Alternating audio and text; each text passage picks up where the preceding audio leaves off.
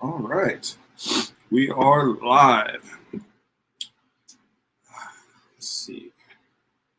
Let's see. We have a couple of friends already in the chat. Yona is there. How are we doing, sir? Um, Sorry, little nasy allergies bothering me and stuff. Chris, my brother, my partner in crime. How are we doing tonight? Ain't not much, man. Same as usual.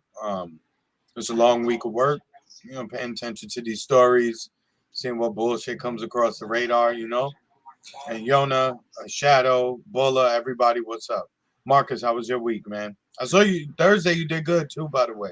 On Thanks. Rock I had too much coffee. Was blabbing a little bit much. Didn't let Andrew get enough chit chat in there. But it was a fun time, and I was glad to be on there. For those who hadn't seen it yet, make sure to go and check out the Rochford Files. I will bring that up later on. That way, you guys will be able to see the program that I was on the other day, and go and check it out. Give him check out his show. See what he has going on over there. He's doing something a little bit different, and I like it. It's not very many commentators I see out there that are mixing sports with politics, and so I think it's a pretty cool lane that he's going down in. I think you guys should check him out. Chris was on there right before me, which, for those who don't know it, I'm a little competitive, so I'm always checking my video to see are my numbers catching up to Chris. But yeah, that's what's going on. Marcus is stupid. Hey, let me check right now. I'm just playing. A dingo ate me, baby. Hello, how are we doing? Got extra Bulla. I still haven't got to check it out. Chris told me you guys were killing it the other night. I'm trying to remember who you have on there. I know you had Misty on. You had Reef on there, and who else was on? Who was it? It was Reef, me, and Reef, myself, Bulla, and Jesse Jet. Jesse Jet. I'm gonna have to go check that out because, that's a hell of a lineup. So definitely got to see that. And Tina, hello, how are we doing tonight? So awesome. Had an awesome lunar eclipse evening. And somebody said Glory. I didn't see Glory in here, but Glory is in here. Hello, Glory. Tonight, of course, we got some topics to talk about. It doesn't, I keep waiting for like something really, nice to come up and heartwarming that we can talk about, but it doesn't look like that's the season we're in. So we got to talk about the subjects which we can talk about, and what's relevant right now. So the stories we have on the docket for tonight, we have, of course, the tragic killing of the journalist, American Palestinian journalist, Shireen Aqleh. I hope I'm saying her name correctly. I apologize if I'm not. But we're going to talk about that a little bit. We're going to talk about we're going to talk about her funeral procession. We're going to talk a little bit about Sri Lanka, what's been going on over there. And then we'll start off with probably talking about the Boston shooter. This still, developing story that's going on right now. Let's see. We caught up my comments here. I see Shadow is in there. Hey, brother, how we doing? Variant is in the building. Oh, last night I was on Reefer After Dark. Misty. Oh, and Glory. Glory was on there too. Shireen Aqleh. Okay. Thank you, Yona. So, without further ado, I guess we will get the show kick-started.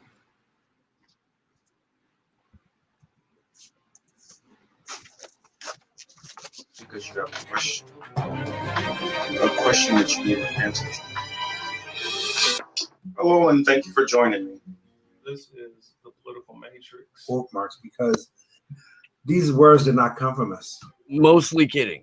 Mostly. Ham and the garlic aioli. And then they're going to change the narrative to Black Lives Matter to all Black Lives Matter, and then they're going to talk about LGBT. You know, So I felt like I wanted to put a couple of clips together. Seltzer all day long. I love that shit. Doesn't matter where we are.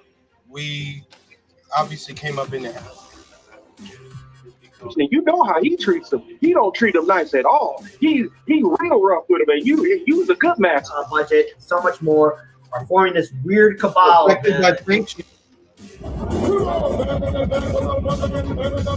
it's not. None of them are.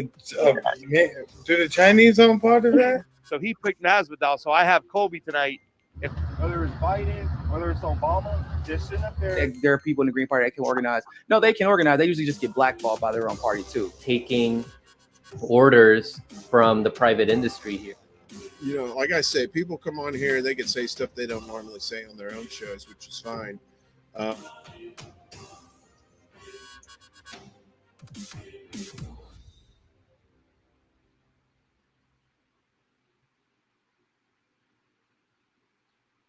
Hello, and thank you for joining us. I guess I had a little bit of a delay there, but no problem. I said Boston. I'm sorry, I meant Buffalo. SJ Apple, hello, I'm new here and welcome. Thank you for joining us. Mad Marks is, of course, glad to see you out there breaking Boston Celtics. Have booked. This is my hand. You can tell it's trickling in. Oh man, yeah, Mad Marks is Mad Marxist, don't be so sure about that. My boy Giannis might have something to say. Of course, he had to start riling you up first thing. And Matt Marxist has sent me some pretty interesting stuff. One of these times, I'm gonna start breaking out more of this information with Matt Marxist sends me. By the way, any of you guys who see stories that you guys want us to talk about or comment on, please. Just like Matt Marxist, send us the information. DM us. My DMs are wide open, so you can send me anything. I'm pretty accessible to get a hold of. So please make sure to do that. I see Kelly is out there in the chat. Good to see you, Kelly. So I figured I'll start off with this clip for those who are not familiar. We're gonna talk a little bit about. Oh, I see Misha is there. Hello, Misha, my brother. Let's start off with this first clip for those who are not familiar with the story of what's going on in Buffalo, New York.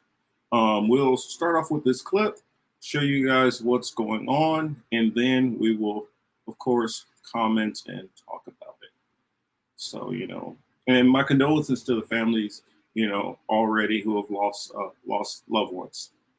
According to the Associated Press, in this mass shooting, the suspect taken into custody. But there's a lot of worry, and multiple law enforcement agencies are still around. The scene is very active. We have state police, Buffalo Police, the Erie County Sheriff's Department, as well as Air One is in the air from Erie County Sheriff's, and ATF we saw as well. Again, this happened around 3 p.m. at the Tops on Jefferson. If you're just joining us, a mass shooting with 10 people killed, according to the Associated Press. A lot of worry and concern from folks we spoke to who are coming up to talk with officers to try and find anything out about loved ones who might have been in the store. Right now, there is so limited information, it hasn't been very fruitful for those individuals, so they're left waiting for the time being. And we hope to learn more once we have a press conference from Buffalo Police, and presumably some of those individuals may be identified, and there could be some, some comfort or some relief brought to these individuals who are trying to find out if their loved one was killed in this horrific accident. Again, we're on Jefferson and Riley right now, and Scott and Claudine. I'm going to send it back to you right now. We're hopefully going to have more from Kelly Dudzik in just a bit. The press conference from Buffalo Police as we try to learn more here. All right, Rob Hackford reporting again tonight, and we cannot ignore the fact that this was a white shooter shooting and killing 10 people in a predominantly African-American area and supermarket. So that cannot be ignored. No, we cannot avoid or ignore the obvious. What you're looking at right now is video inside of the Apollo. This is located right down the street from Tops. This is where the press conference is going to be held. We expect to hear from the mayor, other city leaders. We do know that the governor is also going to be flying in. Not sure if she'll be at the Apollo or at another location, but this is where we're going to hear from police as well as other city officials about this. As we already mentioned, 10 people dead according to the AP. All right, let's stop it there. So, Chris, I'll start in and ask you first. What are some of your, first of all, how much were you familiar with this stuff going on? I know you're from New York. Buffalo is upstate New York's a little different, but how much do you know about like the area and all this stuff going on? I mean, I saw it. I would assume like more or less around the same time you did at some point today, right? Of course they rolled out the information that he had a manifesto. Yeah. SJ Apple was saying it right there. Oh, yeah, correct. Exactly. That's that white replacement theory or whatever shit they was throwing around on the internet. I don't know. I guess I don't know enough about it. I know he shot a bunch. I know he shot a bunch of people and he was taken into custody. In these cases, I would really like to hear from the people whenever they do catch them. But as of right now, there's not much to say about it. I mean, we just have to take whatever they tell us on its face for the moment. Is that he had this video, he live streamed it. Clearly, he had a problem. But like with all these things, you have to ask the question too. Like, was he under his own control, or was this something else? In this case, I honestly think this is one of those situations where what we see is kind of what we're getting on the heavy right wing. They have kind of pushed a doctrine, kind of, I wouldn't say the whole all of the right wing, but like the let's say the white supremacist right. I was going to say there's a subset within the right that they go hard on that racial tip. Yeah, a lot of people like to call it the all these different terminologies for it. And I think it's just better to just call it what it is, a white supremacist right. And and I'll bring back up SJ's comment real quick. It says apparently the shooter wrote a manifesto and it was racially motivated. He believed white people going extinct, therefore he thought killing black people would help solve the problem. And he is not alone in that thinking. There are plenty of white nationalists who have made that kind of connection. Let's see. Hold on a second. Oh, there it is.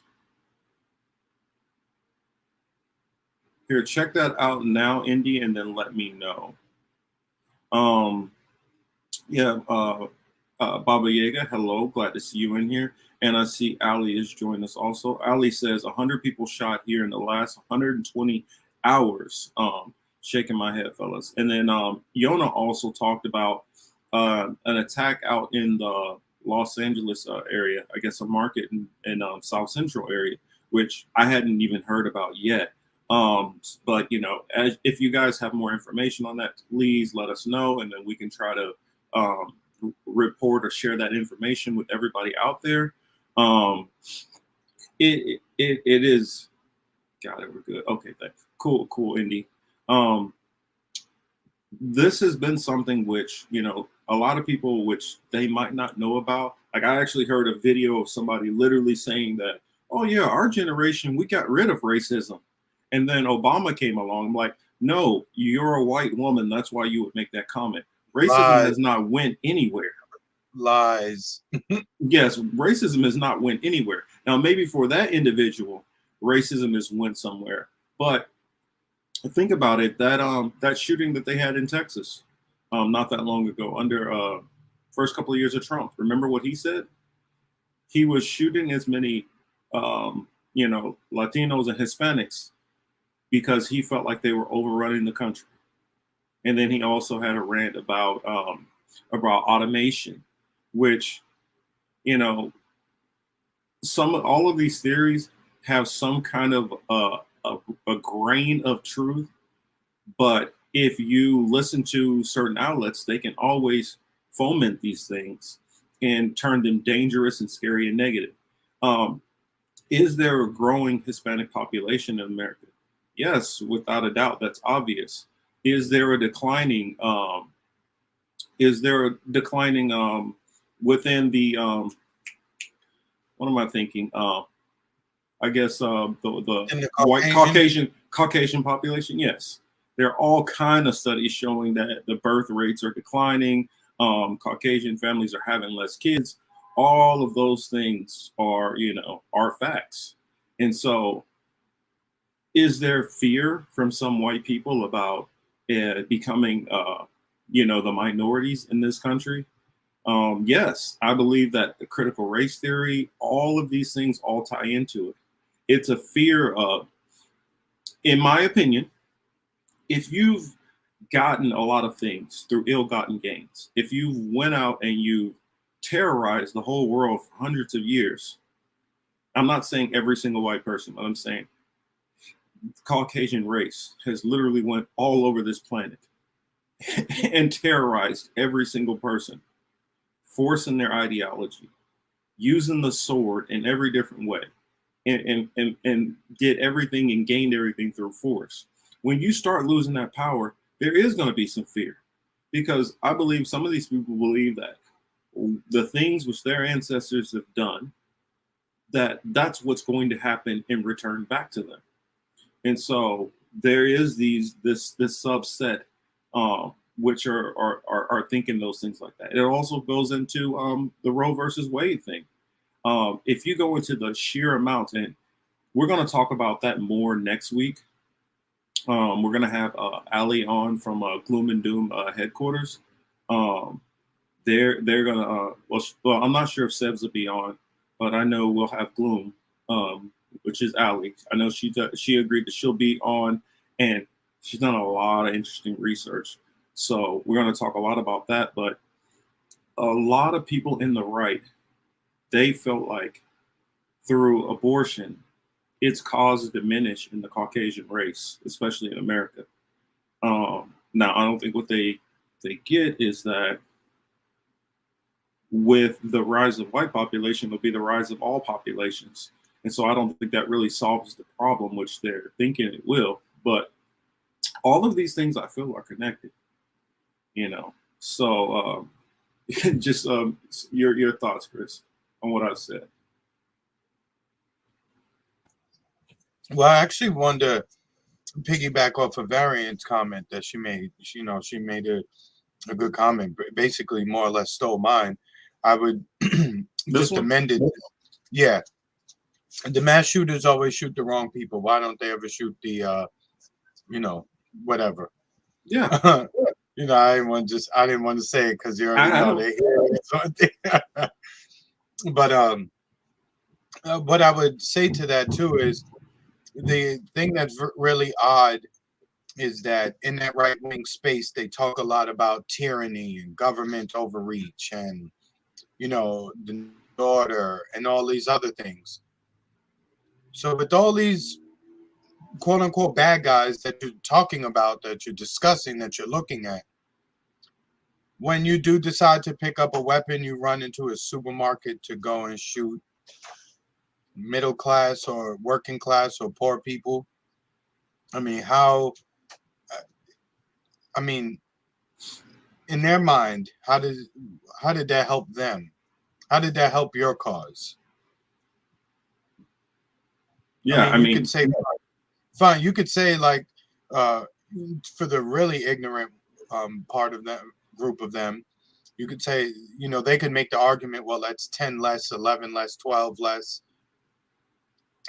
of them to procreate or whatever. But again, that still doesn't change your situation. The people who make the policies that you hate, they're still in power. You didn't threaten them. The only thing you did is, get yourself locked up. That's whenever I have to start questioning as to whether or not this shit is legit or if it's meant to make us have another emotional reaction.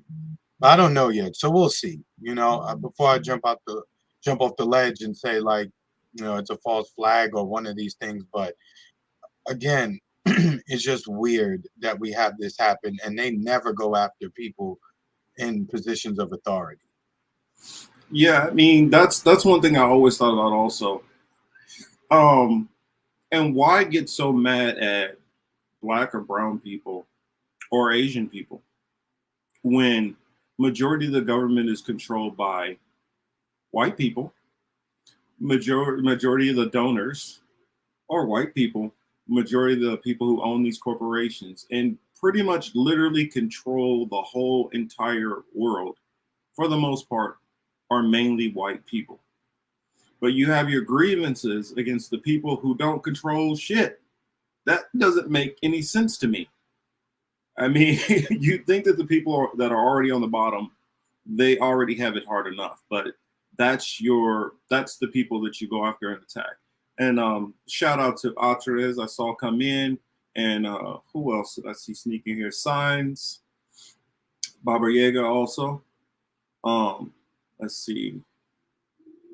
Ali says the right wingers are pissing me off right now. LOL. They are calling for National Guard to come to Chicago to handle the mobs taking over the city, but won't think twice about what they're asking for. Well, they won't think twice about where did the gangs in Chicago get their guns from. There's still organized crime in Chicago, as far as I remember. And most of these gangs still have to run through organized crime. But all the attention is only focused. And it's the same thing with the whole drug wars and stuff like that. They always focus on the corner man. Let's focus on the corner man. Let's focus on the crackhead. Let's not focus on who's actually importing the drugs into the community. Let's not focus on who's actually extracting millions of dollars and causing the misery. Correct. Let's only focus on the corner dealer. Yeah, let's not pay attention to the security at at the piers, right? At the docks. Let's not do that. Let's not look at who owns these boats. Let's not look at who's landing these planes in these private airports, etc., etc. It's always the same thing. Well, you know why? I mean, we all know. Well, I'm pretty sure this audience definitely should know why. Right, Chris? Yeah, I mean, we don't want to preach to the choir too much here because most of the people, as you said in the chat, they're fully aware. But say it again for those who are new to the channel and those who will be coming, down the road. Because we always got to think about, like, we make these videos not only for now, for those who might watch this down the road. That's true, but we know the reason why none of it happens is because they're all part of it. Everybody gets their kickback off of it, right? Mm-hmm. So that's why we'll never get to a point of pure eradication of drug crimes and shit like that, because it's too much money to be made. As I've said on this program before, police get some money, lawyers get some money, bail bondsmen get money, corrections officers get paid, judges, DAs, defense attorneys. I mean, you up and down the whole spectrum, everybody's getting a piece of that dollar. And everybody who's investing in the prisons, because not to mention how many people invest in these private prisons. I never thought about this, but I just learned the other day that record executives, also a good percentage of them actually, invest in the private prison industry. And I was like, that's pretty odd. I was wondering, Chris, if you could you do a translation for me on Uma's comments? I got a feeling that she's saying something very powerful, and we just need to get Warren, you are a trip. Here you go, check it. Lori Lightfoot looks like a black Christopher Walken. Warren. Wow. Shit. She looks worse than that, actually. I don't know what kind of alien. I have to go back. I have to go back and look at comic books to see what character that she most looks like, or maybe it's a movie. But she just looks bad. She looked like one of those movies. She looked like one of the critters from one of those movies that would come on Skinemax, after 10 p.m. on Friday and Saturday night. they have the real corny, scary movies. She looked like one of them creatures out of there, like a swamp. What was it? Swamp Thing? Swamp Thing? Like one of his nemesis or some shit like that. You know who she reminds me of, honestly? She reminds me of, you remember Beetlejuice from Howard Stern? If Beetlejuice had a sister, that's Lori Lightfoot. Like a light-skinned sister, because Beetlejuice was like brown skin. So she's, oh yeah, that's true. That's bad. Yeah. I'm sorry. No disrespect to Beetlejuice No, out there. no, exactly. No disrespect to Beetlejuice. But even Beetlejuice know he is not an attractive man. I mean, we used to live in a world where there was honesty, where you could be like, hey, like guys used to come to girls, take off the hat, come with the rose. I know I'm not the most attractive man, but I'll treat you good, girl. I mean, it used to be a degree of that, but now everybody has to be beautiful. There's no sense of like they would say, like they would come up with some kind of new term for my extra weight I'm carrying. No, you haven't gained weight. You're just I don't know, Chris, you'll come up with something. Maybe I know the chat will. They're pretty clever. And I know Ali says that she'll have her rant saved. I don't want to get her riled up too early. Save that rant. Oh yeah, she did say that. Do you remember this? Yeah. It's gonna be some fun. I do remember that. I tried to ignore it. I was just like, oh man, she's another one you can't stand. I'm telling you, if you go through the big cities and you look at the representatives, whether it be mayor, the city council, their governor, there's a bunch of idiots there. I mean, the same can be said for most of the other places too. But there's a special sort of like ignorance with I mean, it's this special level of like nastiness that exists within the Democrats, the Democratic Party. Oh, I know you will keep haunting us with that. We are not pulling that up, Altris. No. Bulla, don't see. Look, Ali started Bulla's into it. Bulla, gotta stop. That just sounds weird. The ring of it, Lori Big Dick Lightfoot, saying big and light at the same time. It's kind of confusing. It's like an oxymoron. Exactly. Well, she's an oxidized moron in my opinion, so it fits. Or as Variant said, what did she say? Fluoride poisoning.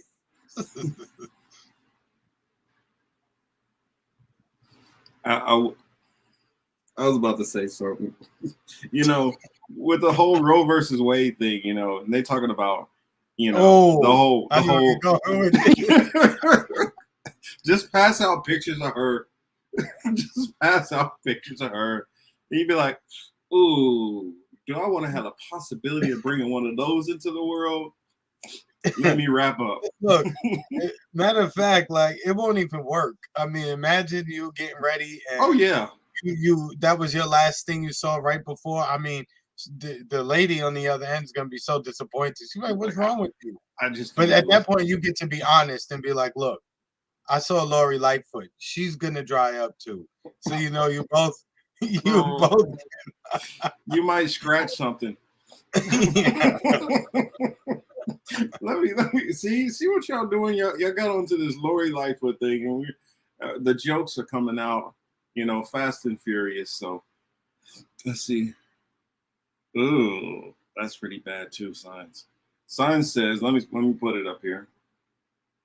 Says her pick or congressional gallery pick would be great for birth control ads. I mean, all you need is Dianne Feinstein. That would do it right there alone. That would raise the abstinence rate like 1,000%. Gosh almighty! Like, I'm not even doing it. Wow, I don't even know how to switch gears into the next subject. After that, I mean, y'all are bad. All of y'all are bad. And you know what? We don't even have Kelly to blame. She's been she's actually been. No, Allie's the troublemaker tonight. Allie is the troublemaker tonight. I don't know, but she's a cop though. Aliens. Yeah. There, Yana says there with the appetite. Yes, for all of us. For all of us. That's what I will pull up. No, not that one. I got so much stuff sitting open in my computer right now. But what is it that I? But Marcus, going back Yes. to the shooter, Yeah. he was only 18 years old. See what I mean? How easily, and I think I talked about it a little bit. I talked about it a little bit last week. How things were better when we had like some things that we were all on the same page about. For instance, when there was a top 40 station, and I mean, granted, there's always been some separate stations, but you know, where you can only listen to opera or only listen to jazz or something like that. But when they used to have the top 40 stations and used to have a mixture, when you have that mixture of all of these different musics, whether it was a little bit of hip hop, a little bit of R&B, a little bit of pop, maybe a little country mixed in there, it gave, I feel like, most people a commonality that we were able to have and kind of see, you know, the humanity of each other in some degrees. But as we've had more sectioning off of different things, be it, you know, the music is just one example, but you know, our news has gotten more segregated. Everything we do has gotten so segregated to the point where you get into these bubbles. And when everybody gets into these bubbles, they start adopting all of these different trains of thought. And a lot of time it starts leading, you know, some people into very, very dark places. I mean, it kind of reminds me of that. I'm trying to remember the guy in Florida. What did he do? Did he try to was he trying to bomb somebody? You remember, you know the one I'm talking about? Cesar Sayoc. Oh yeah, that was the guy with the Trump truck, right? Yeah, the one with the Trump truck. The Trump van. He had all the like stickers and bumper stickers and all that shit, right?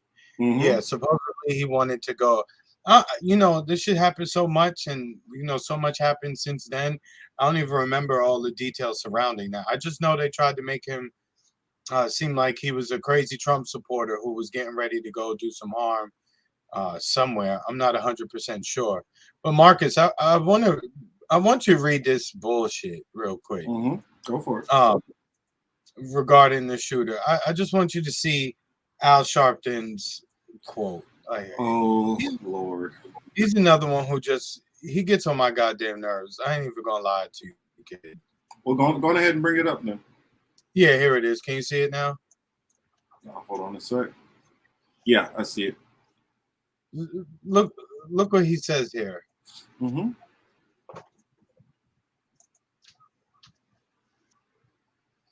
Reverend Al Sharpton called on the White House to convene a meeting with Black, Jewish, and Asian leaders to underscore the federal government is escalating effort against hate crimes.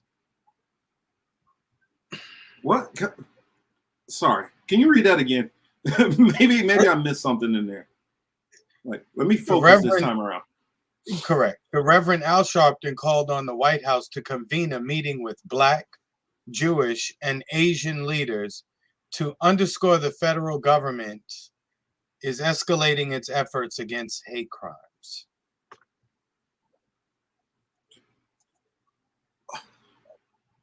We already know that they're not. That's the problem. And why do we need to have that? Why does there need to be an inclusion of other groups after this particular incident? The shooter didn't go after Asian people. He may have said something about Jewish people in his post, but I mean, he didn't go shoot up a synagogue, right? He didn't go to the Jewish part of town. He went to the Black part of town. If anything, if you want the government to do something, why are you calling for the other groups to be involved? That's why I look at people like Al Sharpton. Again, old nigga, get rid of him. Well, another thing that's something that shows, you know, the media, the tenor of the media, because You know what I mostly heard the first news about it? I heard anti-Semitism, anti-Semitism, anti-Semitism. Mhm. Now, I don't know if any Jewish people were killed at all in it so far. I'm not saying there wasn't any, but I do know for a fact that at least 11 out of the like 13 people that were shot were black. 10 of them that died were black. Mhm. So why is it so much focus that I was hearing from various? Now, I'm not saying that this is all the news sources. We can't go off of all of them, but the first handful of ones that I saw all start talking about Jewish, anti-Semitism, this and that, and it's like, hello, 10 dead black people over here. Why is the focus on anything about anti-Semitism? Why isn't the focus on what just happened? Even under Trump, and not even only under Trump, before Trump, they were talking about how the biggest threat in the United States was white supremacist groups. Who do white supremacist groups number one go after? I don't know. Can you tell me, Chris? Yeah, no. I think they go after black people, maybe. I think. I mean, I could be wrong. I'm not 100% sure. Don't copy that answer. Yeah. I mean, arming Nazis. Reality Revolution says arming Nazis. Well, it's not about arming Nazis. Nazis have always been armed. They've always kept Nazis with plenty of weapons. I mean, this country, let's say, were they black? Well, I mean, that gets in. Yeah. You know, we don't even. Damn. I want to go into Yipper's comments so bad, but I'm. Yeah, we'll leave it for now. Mhm. You know, it's funny. People are calling them Nazis, white supremacists, and all that shit. They're just Americans. Before they were even branded any of these terms, they're just Europeans, settlers. These are just children of the colonizers. Yeah. So it's funny when we use Nazi to try to make it seem as if that mindset was, you know, came to the West, you know, to the United States.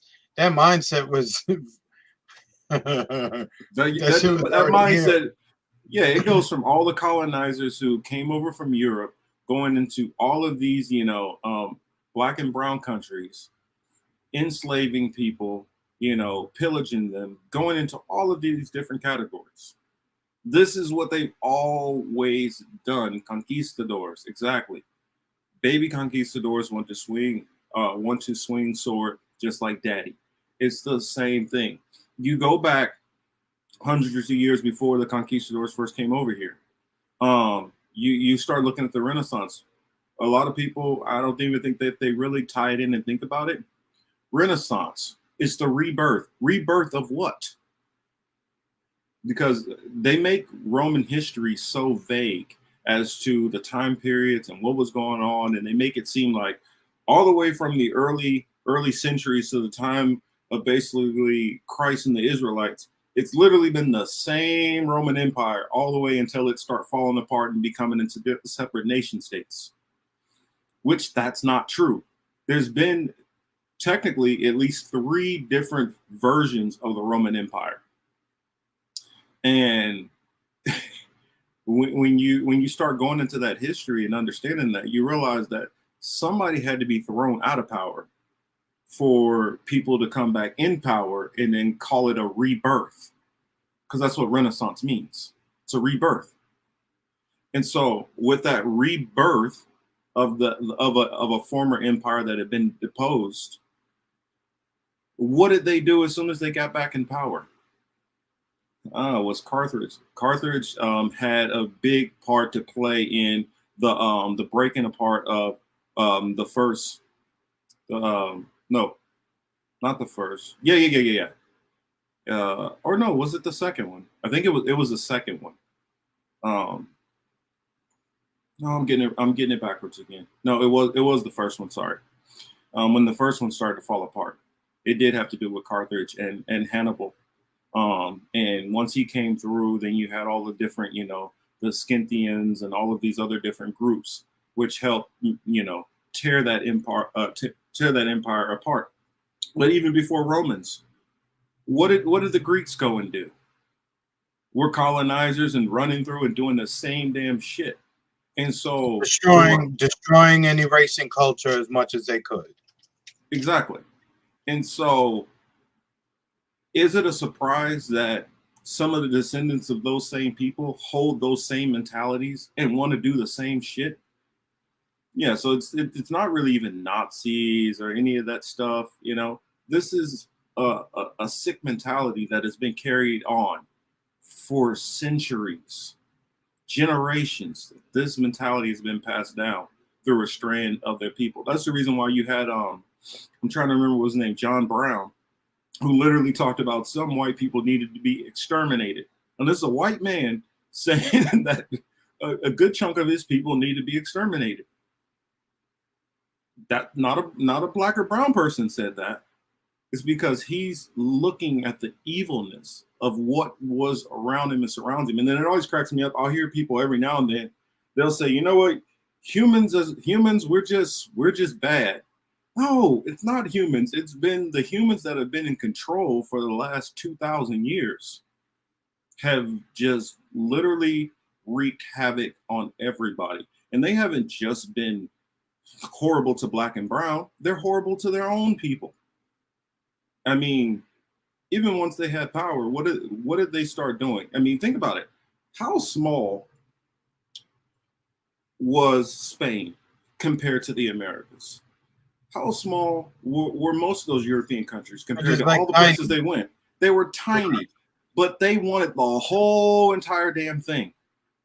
That's literally what led to a big falling apart of Portugal and Spain, because they were too damn small and wasting too much money trying to control an area that was much larger than theirs.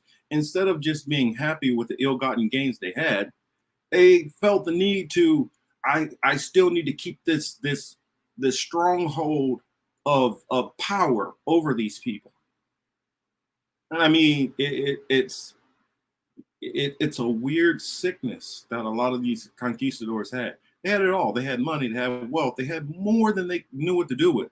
They just had to have more. They had to control as much as possible and control every damn thing.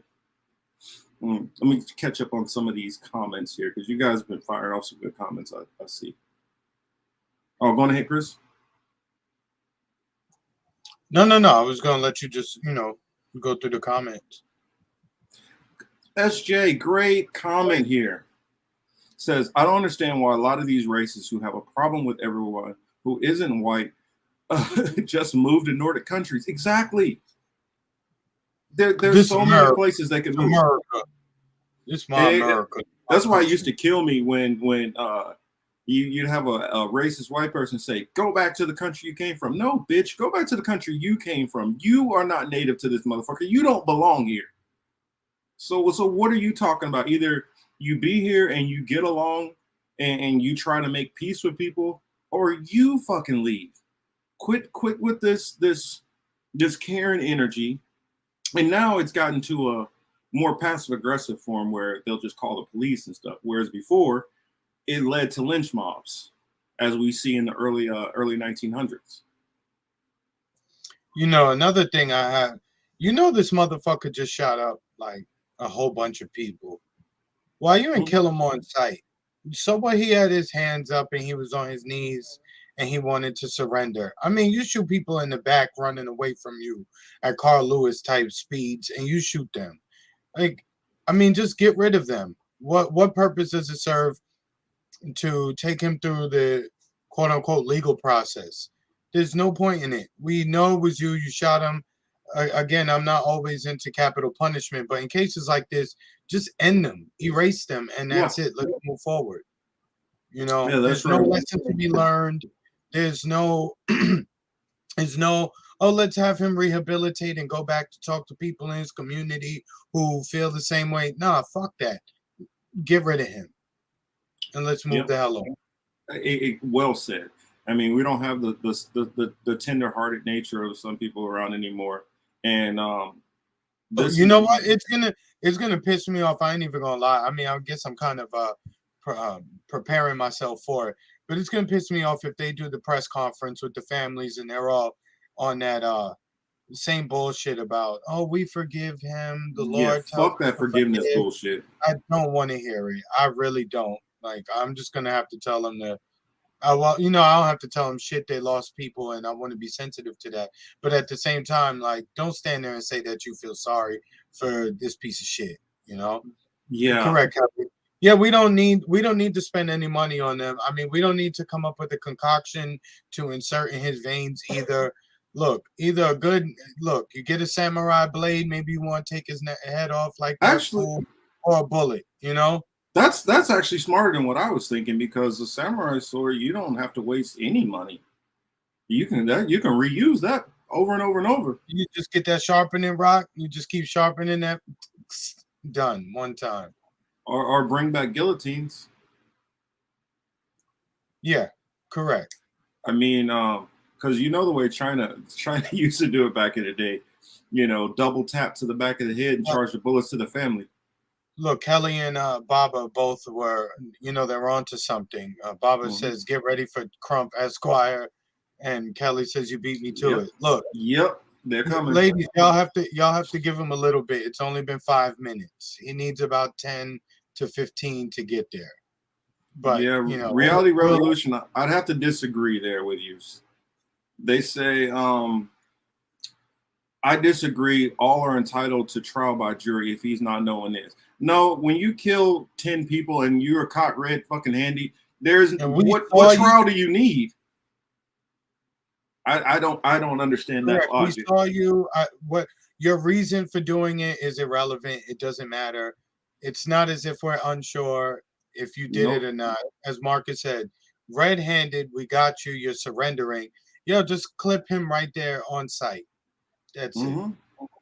Feed him to the fish. And people wonder why in the U.S. we continuously have things like this continuously happen, because people know I can do the most horrendous shit ever, and I still got a chance of getting off. That should not be a reality. That shows a sign of weakness in your society, that you can do the most fucked up shit ever, get completely busted.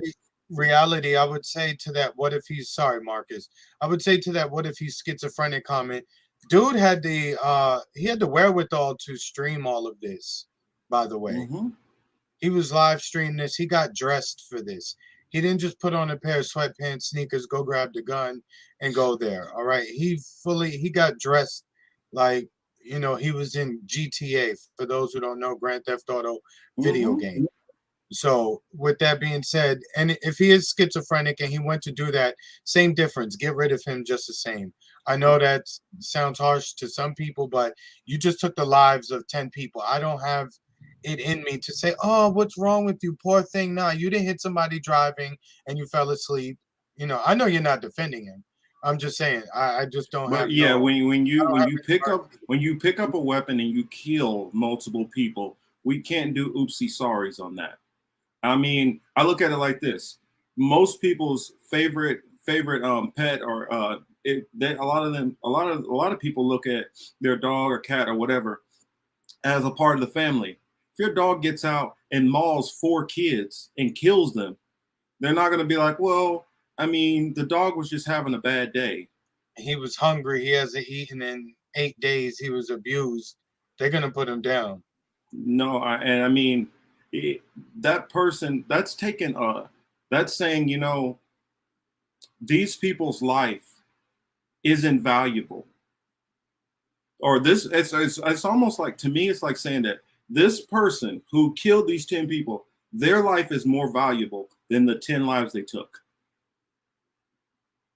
That's what we're saying at that point. Reality brought up a good point back here. I know it's a little bit further back, but it says Roman Empire is alive and well. Much of it is present in the Vatican. Much of it is presented through most Western countries. It is still the Roman Empire. I mean, think about how many Americans still have an affinity for the frickin' Pope. I mean, it's still the same damn empire.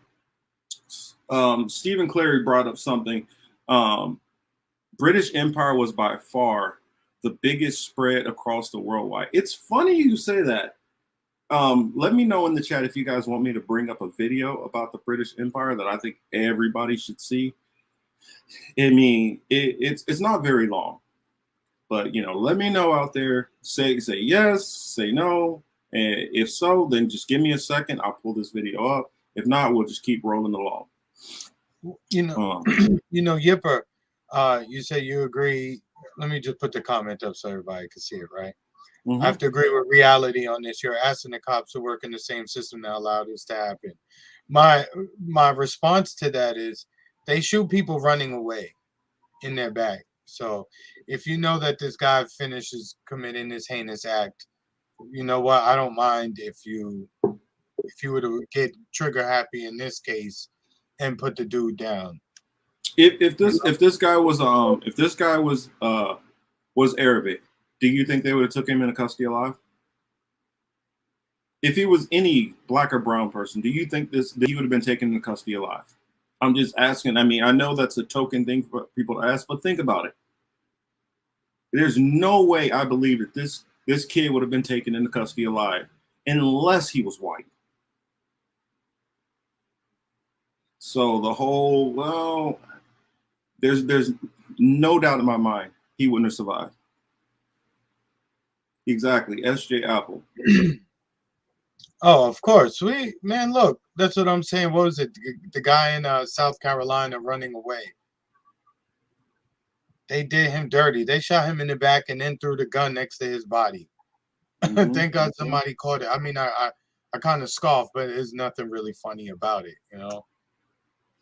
Oh, so they say yes, go on ahead and play the video. Cool. Because I remember I saw this video out of somebody was making a reaction to videos. They were making a reaction to this video, and I was like, I need to cover that shit. That's freaking wild. I didn't even know that was that it was that it was legitimate. When I saw like the totality of it, and I keep that video saved. Like I recorded it in my phone so that just in case they ever take this video down, I want to be able to always have that video to go back to. Let's see which one of it is it. On a second. Yeah, just give me 2 seconds. Not the 5 colonization. Thanks for coming by, Mona. Have a good one. Oh, Mona had to take off? Yeah. Alrighty. Well, it's always good to have her here. We got mad love. We got mad love for Mona. Oh, there it is. Let me just put this up on the screen. Signs. Yeah, signs. I mean, I guess we'll find out tomorrow whether or not they stopped and got him fast food.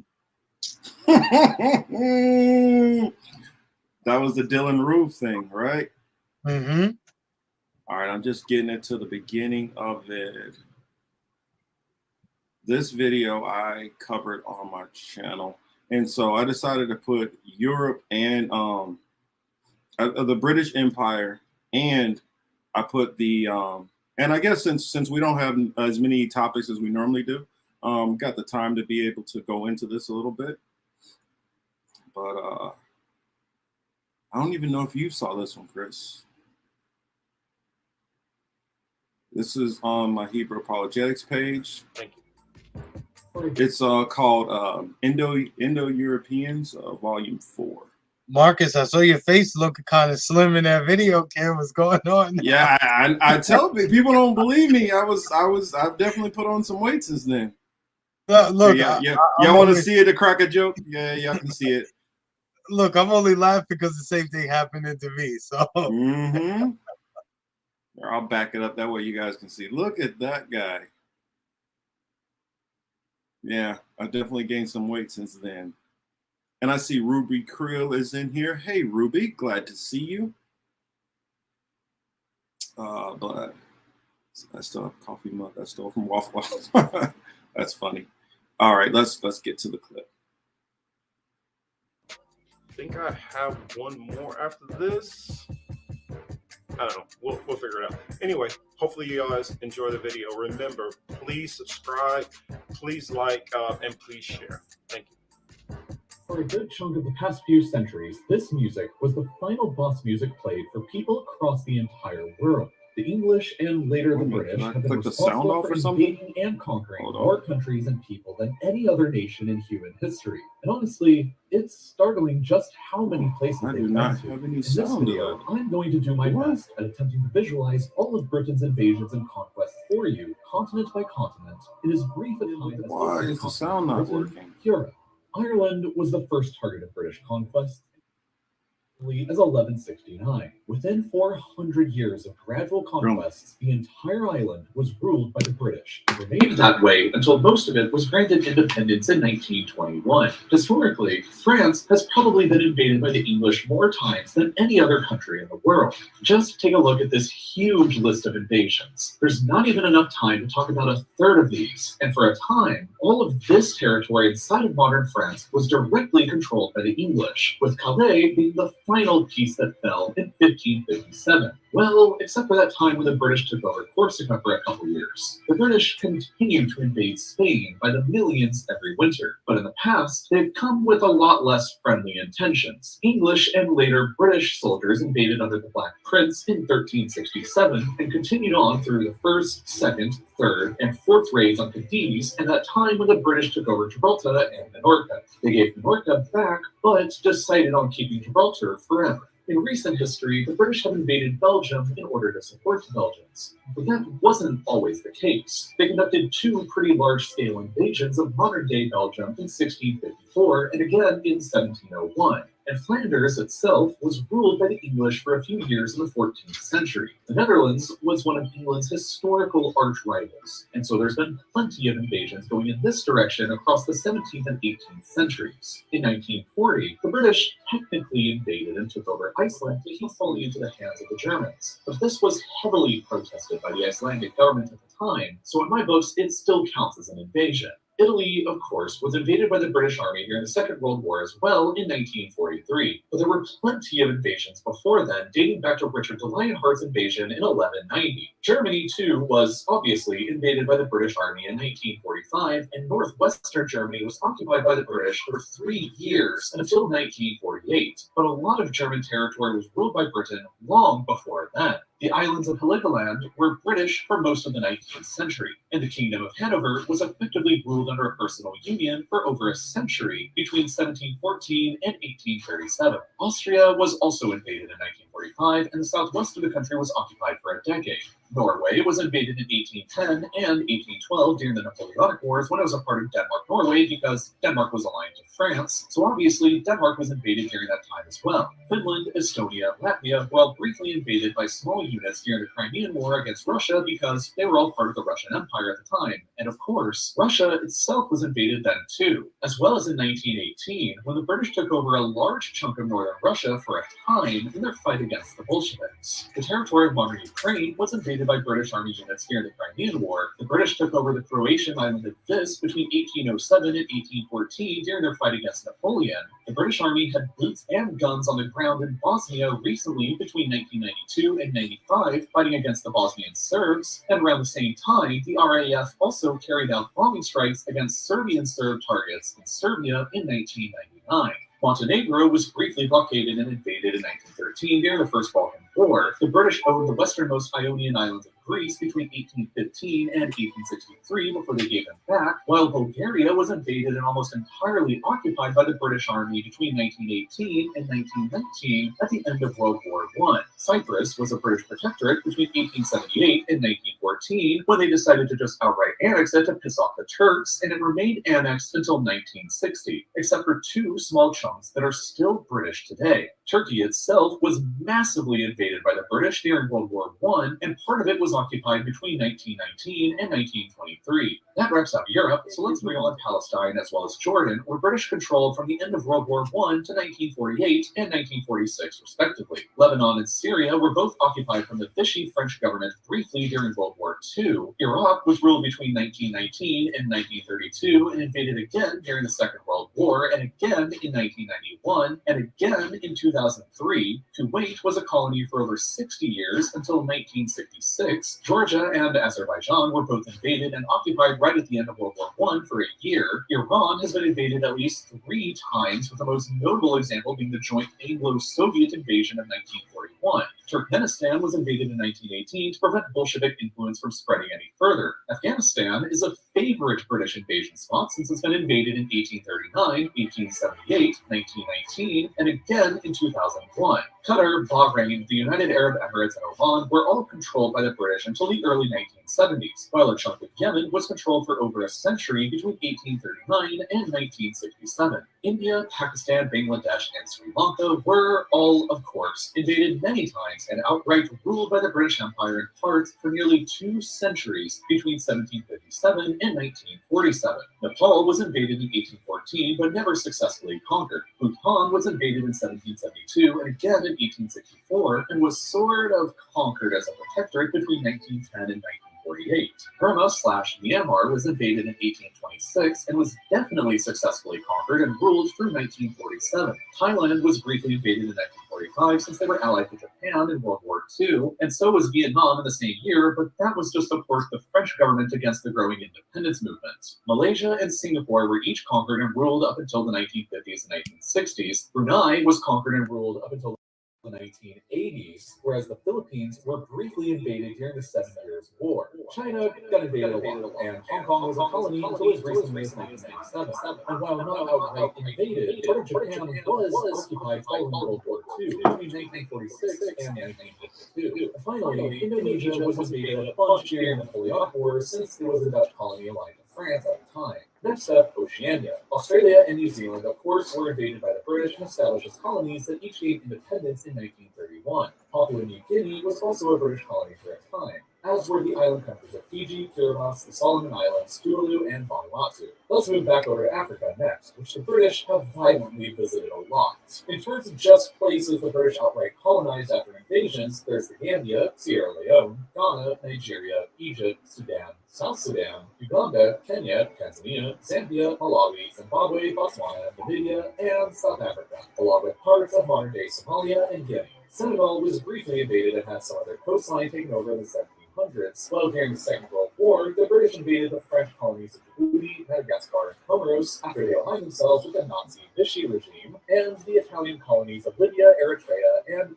Ethiopia, although they had also invaded Ethiopia much earlier in 1868. And as German colonies right before World War I, the British also invaded Togo and Cameroon without annexing them afterwards. For the final area of the world left to discuss, let's move over to the Americas. All of Canada was a British colony until 1931, while Newfoundland remained until 1949. The United States, of course, was a colony until 1776, and was invaded again in 1812, and the modern states of Oregon and Washington were claimed right up until 1846. As far as other outright British colonies here go, there was the Bahamas, Jamaica, Belize, Grenada, St. Vincent and the Grenadines, Barbados, St. Lucia, Dominica, Antigua and Barbuda, St. Kitts and Nevis, Trinidad and Tobago, and Guyana. Besides colonies, Cuba was invaded and occupied during the 7 Years' War in 1762. Haiti was invaded in 1793 during the French Revolutionary Wars. The Dominican Republic was invaded way back in 1655 in an attempt at conquest under Oliver Cromwell. Parts of the east coast of Honduras and Nicaragua were conquered and ruled for nearly 2 centuries until 1819. They sent the Navy to invade Mexico in 1861 to force them to repay some debts, and during the splendidly named War of Jenkins here, aka the more lame-sounding War of the Austrian Succession,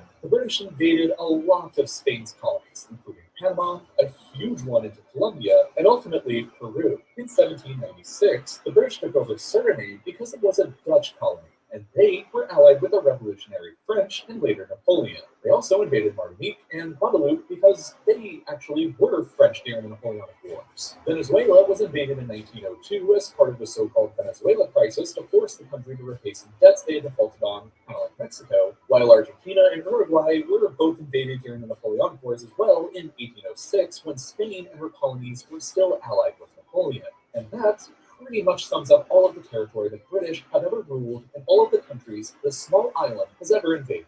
There are a total of 65. Wow, that is a lot. Can you guys hear me okay? Let me know. Can you hear me okay, Chris? Yeah, I got you. Okay, yeah, my speaker went out. I mean, my mic it went out, so I had to switch up my setup. This is just a little bit of it. Let me know if you guys want me to keep going, because on the second half of this tape, I do the United States. You know what? I wanted to say, keeping in with the Matrix stuff. You know, instead of Agent Smith looking for Neo, he should have been looking for like the royal family and all they fucking friends there. That was the real virus. Yes, what was that? Yes, 65 countries, SJF. I don't think people realize the level of what they were doing. So yeah, let me know in there if you guys want me to keep. Yes, Thomas says do the US. I had a feeling. Good. Let me get one more out there who wants me to keep going with it, and then I'll play it. Come on, give me one more. Then we'll continue it. And then if nobody else wants me to keep going, ooh, my signal tried to go out there. Nobody wants me to keep going, then we'll roll on to the next topic. But the next one goes into the United States. Do it. Okay, Noli says do it. So let's go on ahead. We got Thomas there. We got Noli there. All right, here we go. Countries today who celebrate their independence days from the British Empire. The empire used to rule over a quarter of all the world's land at the same time and was the biggest empire in human history. And in total, today, there have been 117 modern countries that have been aggressively invaded by the British armed forces during some point in their histories, representing a total of 60% of all the world's nations.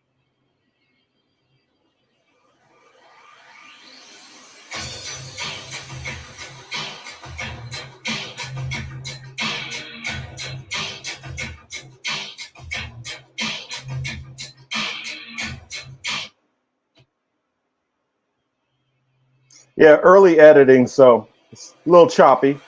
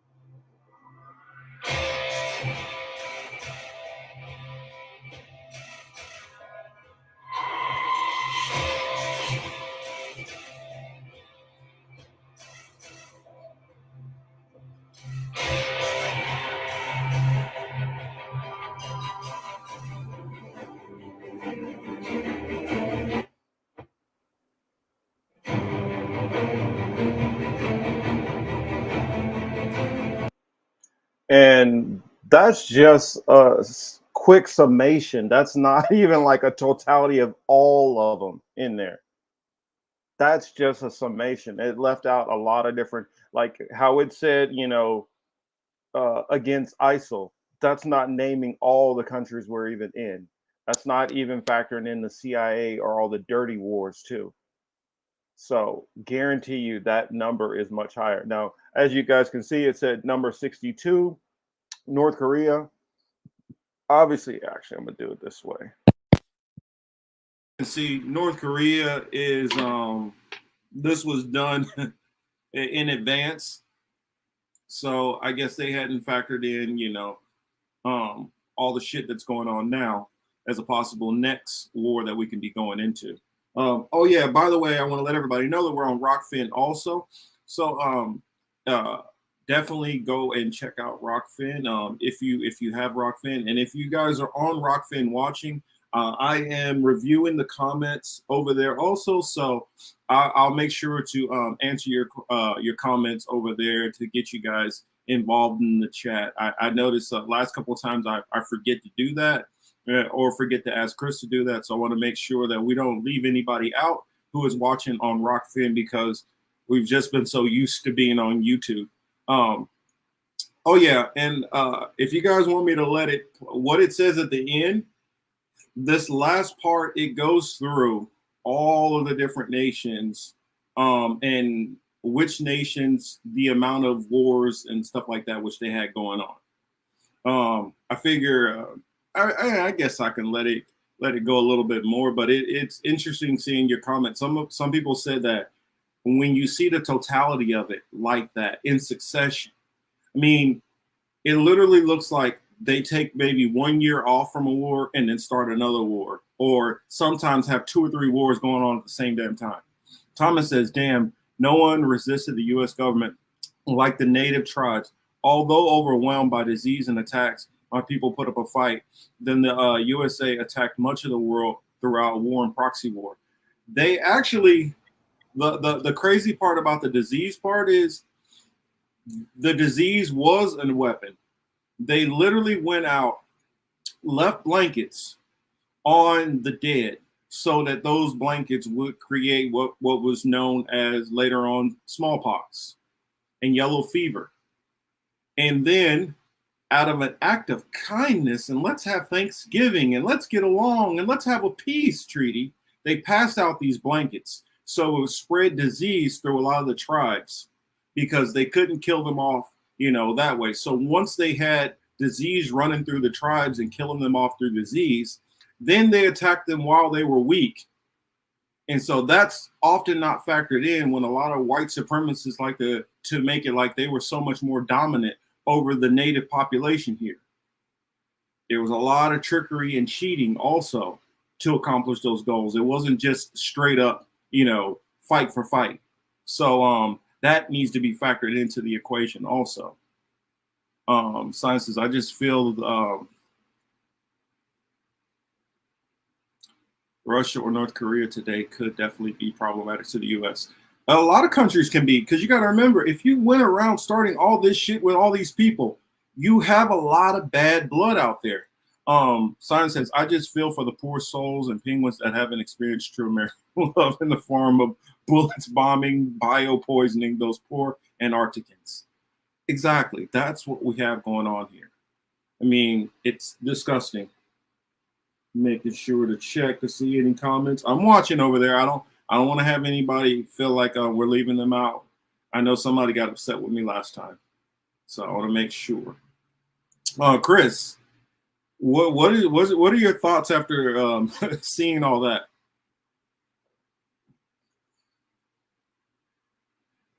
I mean, at the end of the, I was gonna say at the end of the day, but I mean, it just plays into who these people are. I mean, they only know how to spread, so they very much is virus-like.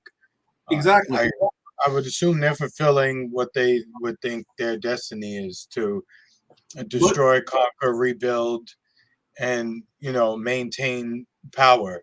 That's all it looks like. That's really what it is. I mean, even now, I don't even at this point where haven't we bombed? I mean, are we gonna just start bombing the Arctic? I don't know. Well, that you mentioned that. Remember, John Kerry not that long ago made that comment that we need to treat the Arctic like a warlike thing because they're worried about Russia getting there before them. I mean, what am I trying to? I can't remember what it's called right now. Can't believe I'm drawing a blank on it.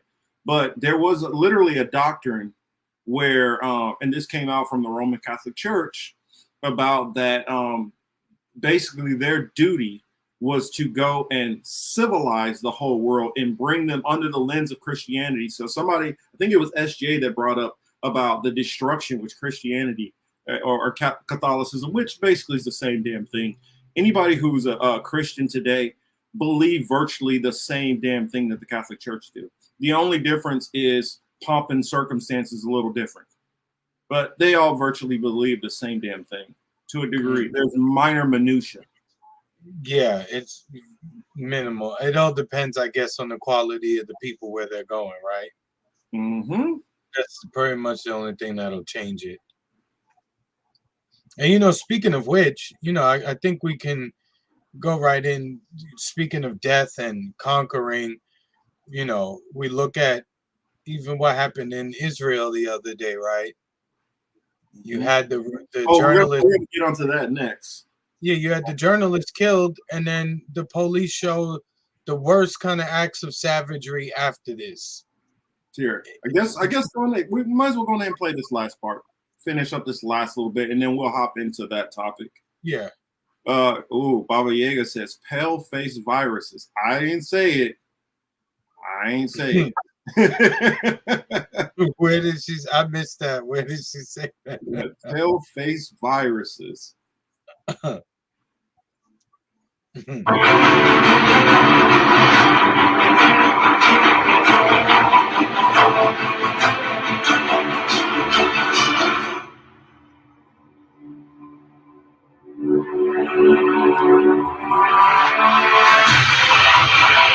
got clever with it too.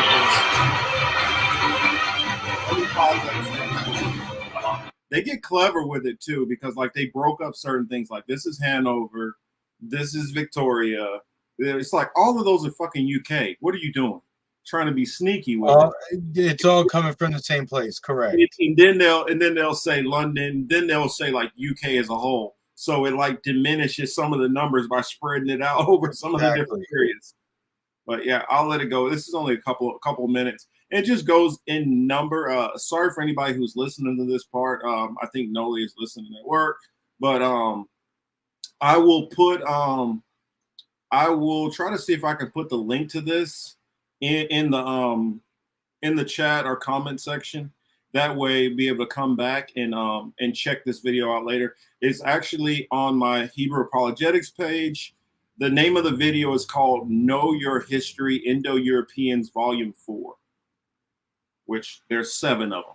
So it gets interesting. This is the one where it's mostly going into just the wars and conquests, where some of the other ones go into language similarities and basically how even though the Indo-European population comes up to somewhere around 15 to 20% of the world's population, something like 60 to 70% of the world speak an Indo-European language. And that is because of all of this conquest. So I'll let it keep playing.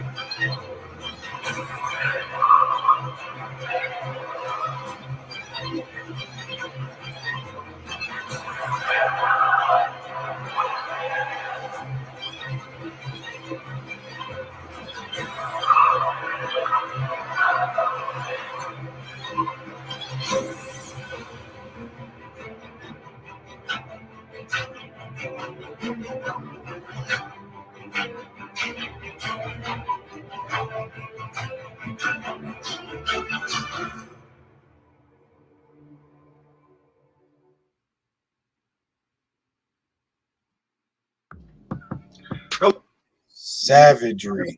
Savagery. And you notice, who were the top four? Trivia. Do you guys remember who the top four were? France, England, U.S., and what was the other one? Was it Russia?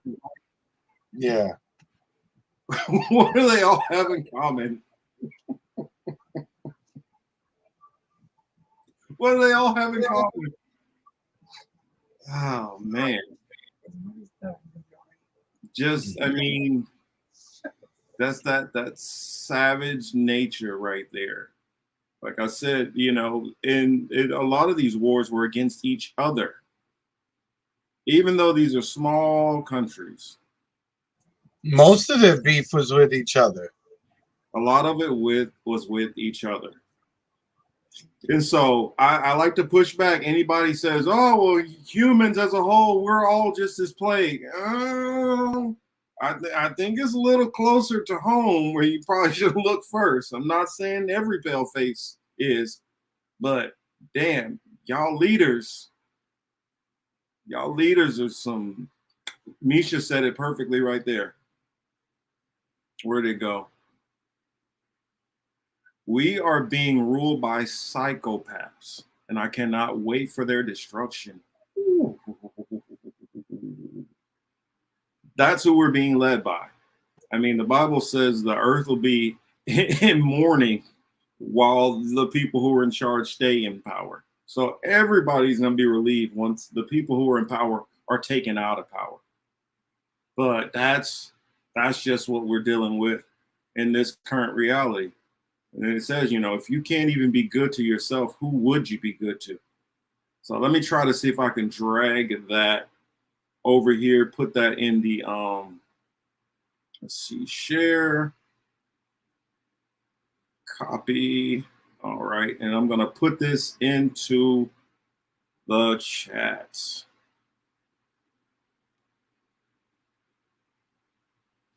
That way, for anybody who is just listening to this, they can go back, check out that video.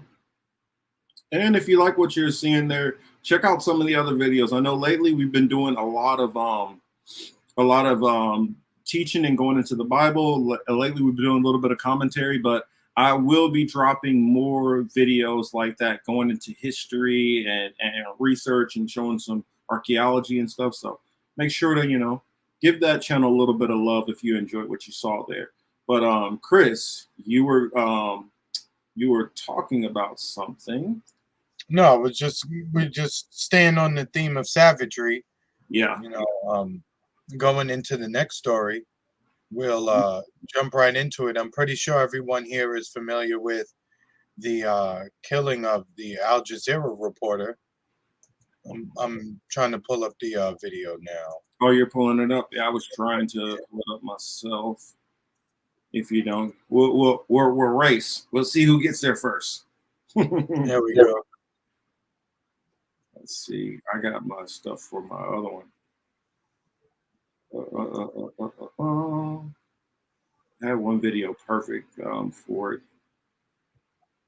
Let's see, where's that? So look at this. The reporter, you know, she was killed covering what's going on in between the Palestinians and the Zionists, right?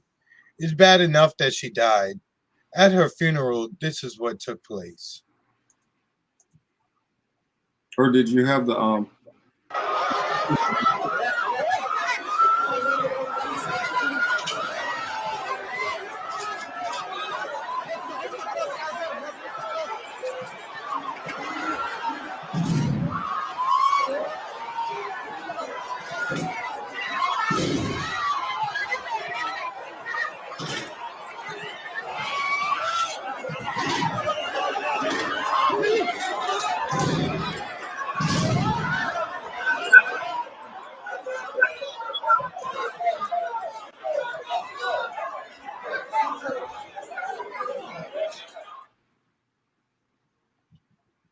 So, again, and keeping in line with the savagery commentary. Were you guys able to see it good? It was a little choppy on my end. What site was that? I'll pull it up on. Oh, that was the New York. That was the New York Times, actually. And I only pulled that up because I was actually surprised that they showed that. With that being said, talk about savages. The woman died. They couldn't even let the people sell her. They couldn't even let the people get off, you know, her march to wherever her final resting place was going to be, or to their place of worship. It's just ridiculous. I watched that. It really does make me sick, you know, because I can imagine what it must have been like here in the 30s and 40s. And that same mindset still exists with us. I mean, they're carrying the coffin, hardly a position that you as a police officer, a security force, or security guard have to be worried about. Literally, both of your hands are occupied. They're filled. You're carrying a casket. And sure enough, they move to be offensive towards them people. Yeah, we'll do it one more time for everybody. Yeah.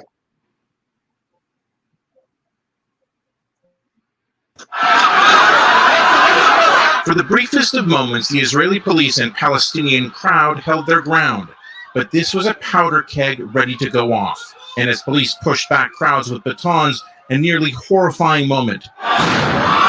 Mourners carrying the coffin of journalist Shireen Aqleh stumble, almost dropping her to the ground.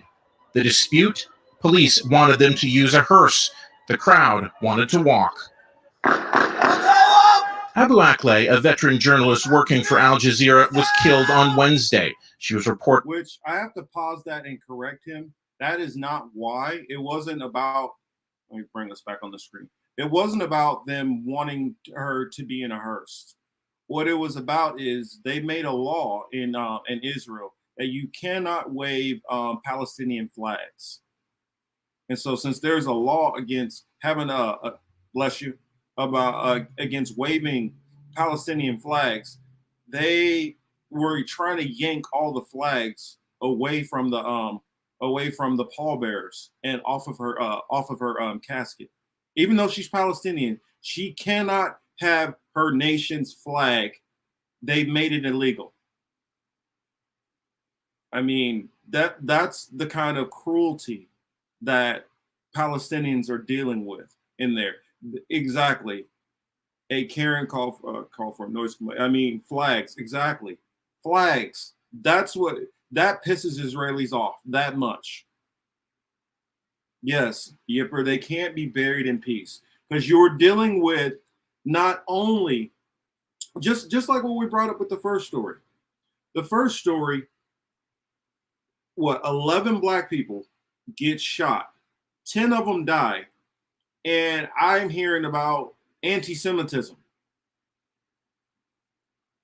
Even when you have people dying, that's not the care. It's about if Israelis are affected some kind of way, if their feelings are hurt, if they feel in any kind of danger, it's all about Israelis. Forget about the people who are actually dying and suffering in that. And Marcus. Yeah. And Marcus, I was going to say, to add insult to injury, right? While that was going on, right, you had these people, you had the settlers looking like crackheads trying to take over people's property at the same time this was happening.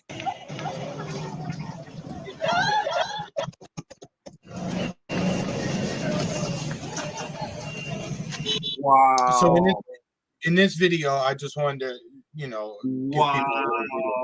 a heads up. So while this is happening, settlers are now running into, Palestinians' homes, their properties, their domiciles to take over it. Look, they're carrying items. You got a basin.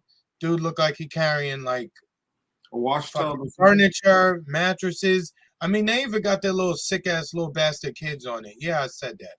But they just nasty, dog, and I just got to keep it real.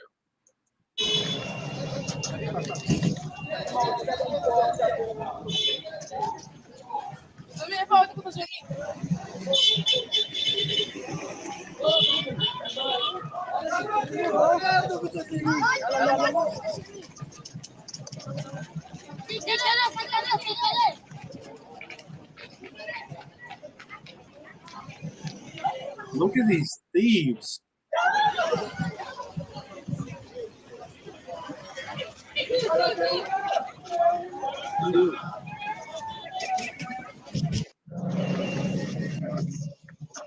Look at these people have no morals. I mean, at all. None.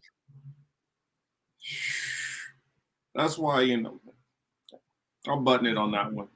Yipper, you need to come over to my Hebrew apologetics page, and then you can hear me ask some of these questions, and you get to really hear it, and I'll explain it with Bible scriptures too. Kelly said CNN reported that Israeli government said that Palestinians started the whole thing by throwing rocks, and they never lie. Exactly. It is not about throwing no damn rocks. If it was about throwing rocks, then why did they keep going in there yanking the flags off? If it was about that they wished that she would have had a hearse, what about the videos where they're yanking the flags off the hearse? And what about the law that is literally on the books in Israel that you cannot have a Palestinian flag? Yes. So the flag waving is a death penalty crime in Israel. Get the wrong IDF person or IOF, Israeli Offensive Force, is what I like to call them, or I think somebody else gave that term to me, but I'm going to keep using it from now on. Thomas says, I would never disturb a funeral, no matter what religion was officiating, let alone attack one. My culture shows me to respect funerals, sacredness, no matter the religion. These Israeli soldiers are sick. Exactly. These are not human beings. These are literally the scum of the earth. And they're literally trying to tell everybody that they're the light to the Gentiles, that everybody should just respect and love. How can you be in the Holy Land and show this much brutality and lack of compassion? These are colonizers. This is all they are, colonizers. And if you go to majority of them and even ask where the Bible tells them that they have a justification to do any of this stuff, none of them can show you it, because these people are not following no kinds of a Bible. These people are doing after the lust of their own hearts. This is what they're doing. And yeah, America.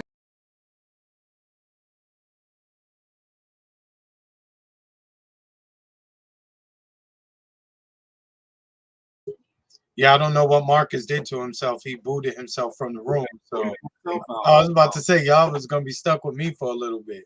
Yeah, it was an accident. Yeah, Baba Yaga says, and America isn't doing shit. She was a citizen of America, right? They're not going to do anything because America's affiliation is first and foremost with Israel. It always has been. The only thing is, since there's been so much pressure and heat, what they've been doing is shame on you guys. Stop doing that.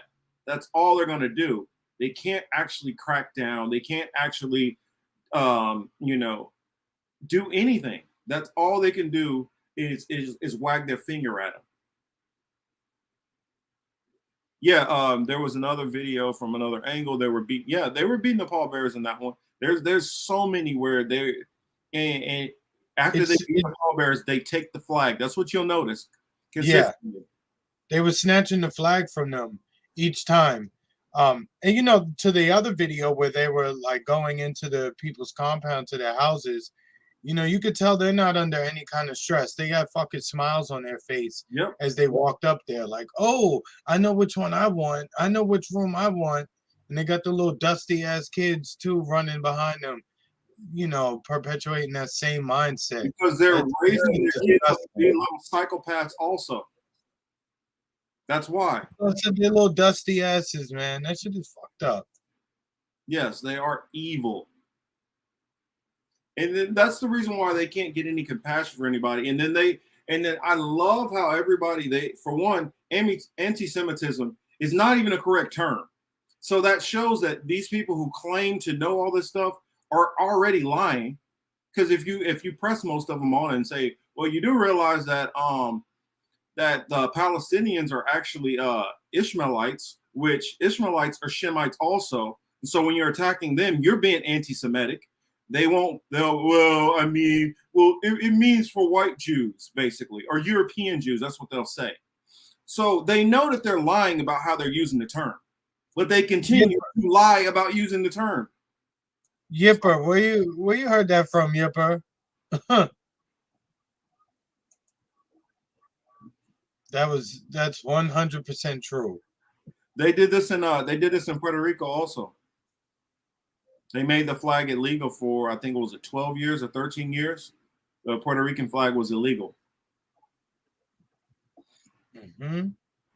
Of course, the United States is funny. In fact, up until this stuff with Ukraine, which we'll probably end up talking about Ukraine again next week and bringing them up to some degree, they've literally given out more aid to Ukraine in the past, couple of months, past like 3 months, than they've given out for defense to anybody over like a 15, 20-year period.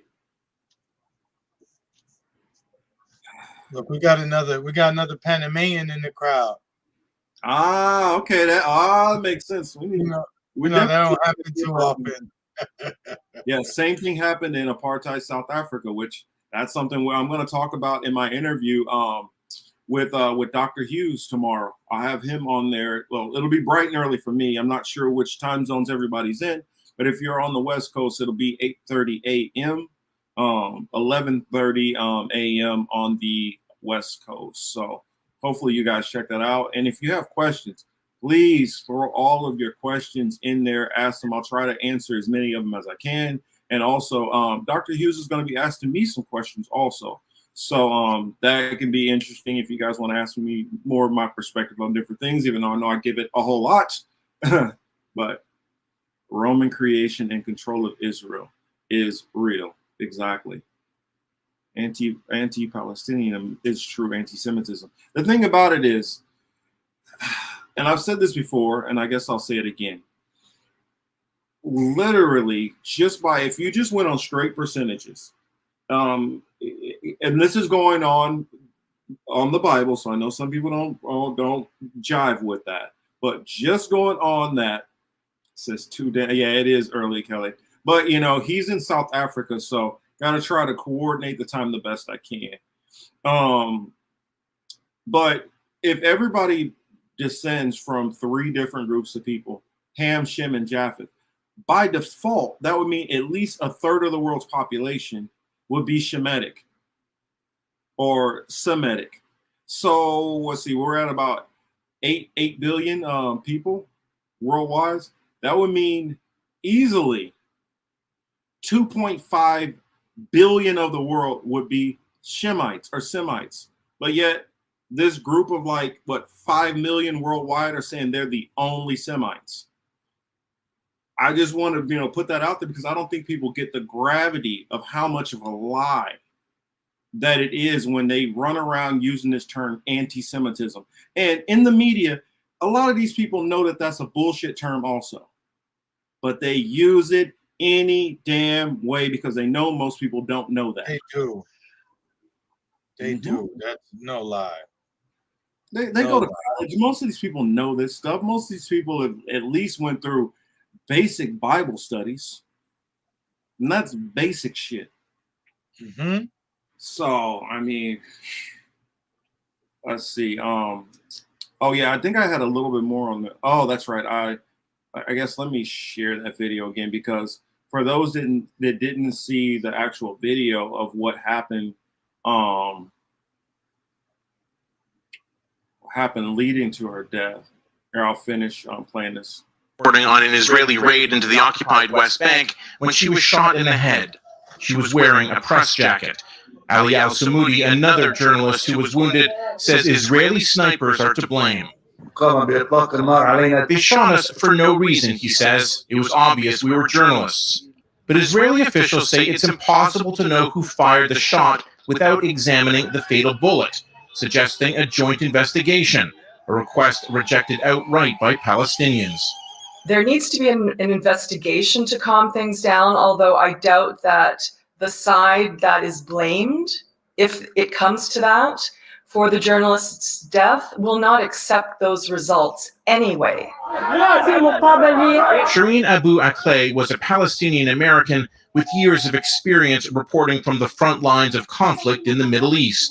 I spoke with her 10 days ago. Her voice still rings in my ear, says his colleague from Al Jazeera. Mere days after her death, she's being hailed as a martyr of the free word by the Palestinian Authority, which also wants those responsible tried by the International Criminal Court. And we have to understand that this tragic killing of a war journalist that has been dear to the Palestinians for decades, it fuels the flames of Palestinian anger and frustration about the lack of resolution of this conflict. Abu Aqleh once said all she hoped for was to give a voice to those suffering. Now her death may be seen by some as a reason to keep fighting. Aqleh, Global News.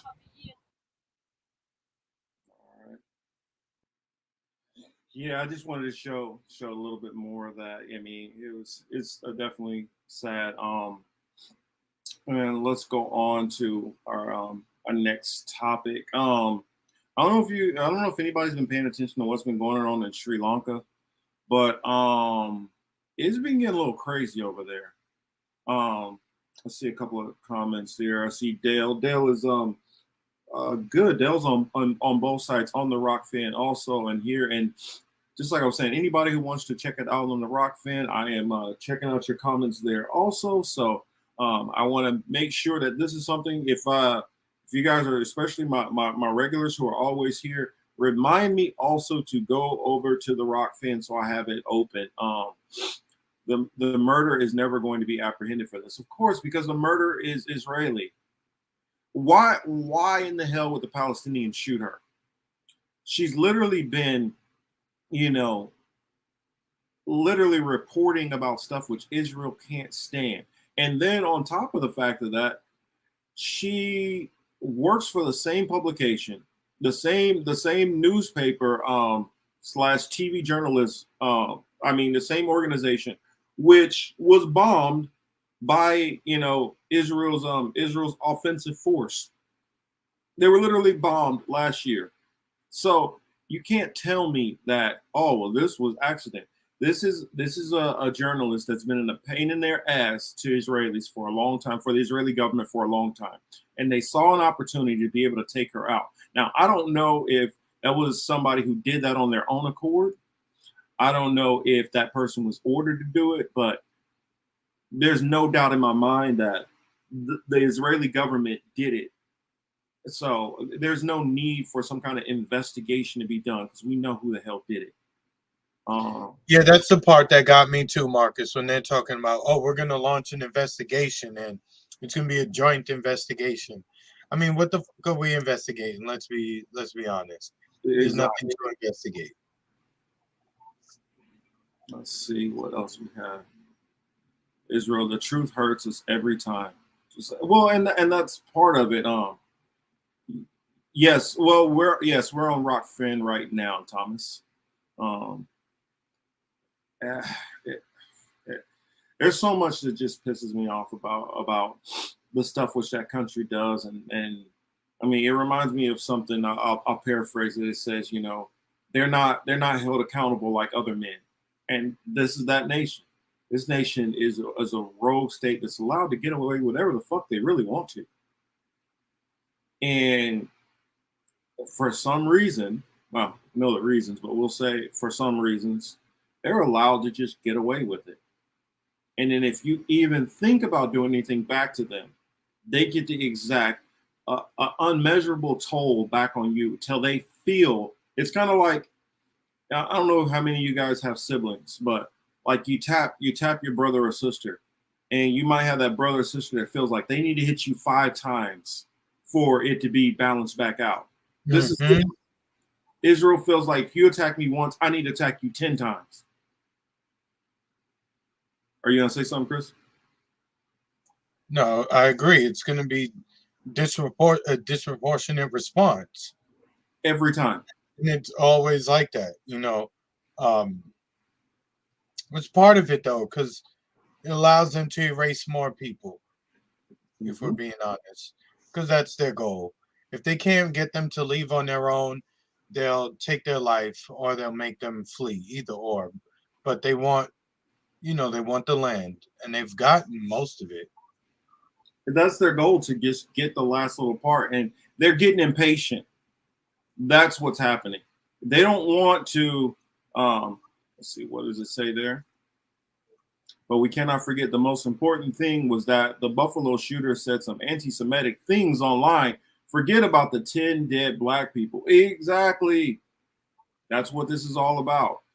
Like, I had somebody bring up to me when I was going back and forth with a Zionist, and this person lives in Israel. They had to bring up the death of an Israeli in France. I'm like, you know how many black and brown people that I can bring up right around me, right next to me all the time? You literally got to dig throughout the world to find one Israeli who died around that time frame to make an argument for yourself. I'm like, and then they'll make the argument, well, where can we live where we're safe? You know how many well, I wouldn't say Israeli, but I guess Jewish people who live in the States who don't have a fucking problem? Exactly. For quite some time now. Shit, for communities, The communities are really safe. Their communities are really safe. They don't need to have, walls built around their neighborhoods. Yeah, they don't need an iron dome. There's Jewish people all over the freaking world. They don't need a damn iron dome. The Zionist argument is the dumbest argument ever, because you're telling me that you're safer in Israel, but you got to have fucking the military roaming the street 24/7. You got to have checkpoints, and you got to have a literal missile defense system. You're in far more danger than you would be anywhere else in the world. And that's a fact. Nothing is safer for you than Israel is, but yet you make up this weird notion that somehow you're safer in a place where you're actually getting attacked. Or maybe it's the notion that you feel like not one Israeli should ever possibly anything happen to them. Well, newsflash, there's not an individual or a group of people in the whole entire world that are completely safe from everything. It doesn't matter if you're a white man, white wealthy man, poor, Chinese, Filipino, whatever, Haitian, Creole. Nobody is safe from random acts of violence anywhere. And so to think that, well, we shouldn't have anybody ever harm any of us, but everybody else is chopped liver, of course. Kelly, we are partially responsible, big time. Well, our government is responsible. We honestly don't have a choice. Not us. Government does. Because you think that I would have funded any of, especially after I got out of the military and knew like the severity of what the hell we actually do, I wouldn't have funded none of this stuff. I'd be like, no, can you make sure you take my money and go put it into the schools? But no, they don't do that. They say, you know what? We're gonna make sure Raytheon gets all this money. I was gonna bring that one up too, but I mean, I might hold it off. I don't know if depends on how long I take on this next subject and how long Chris has. I'll see if I'll bring it up. But let me bring up that other video. I mean, because I can rant all night long on this, as most of you guys know. It just, I know, right? It's not different. It's not a difficult thing either. No. Yeah, I hear rocks and sticks are not very effective against U.S.-built iron drone. And here's another thing. This is the last thing I'll say on it before I move on. But Israel literally, if they were so worried about Ukraine, they could literally sell the Ukrainians the Iron Dome. But they're not. And here's the crazy part about it.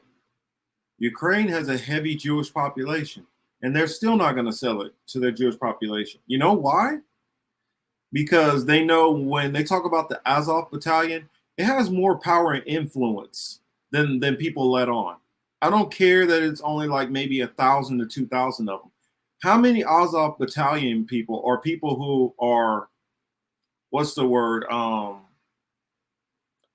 compassionate or sympathetic, that's the word, sympathetic to the Azov battalion's ideology, are in places of power? That's the part which a lot of these people never talk about.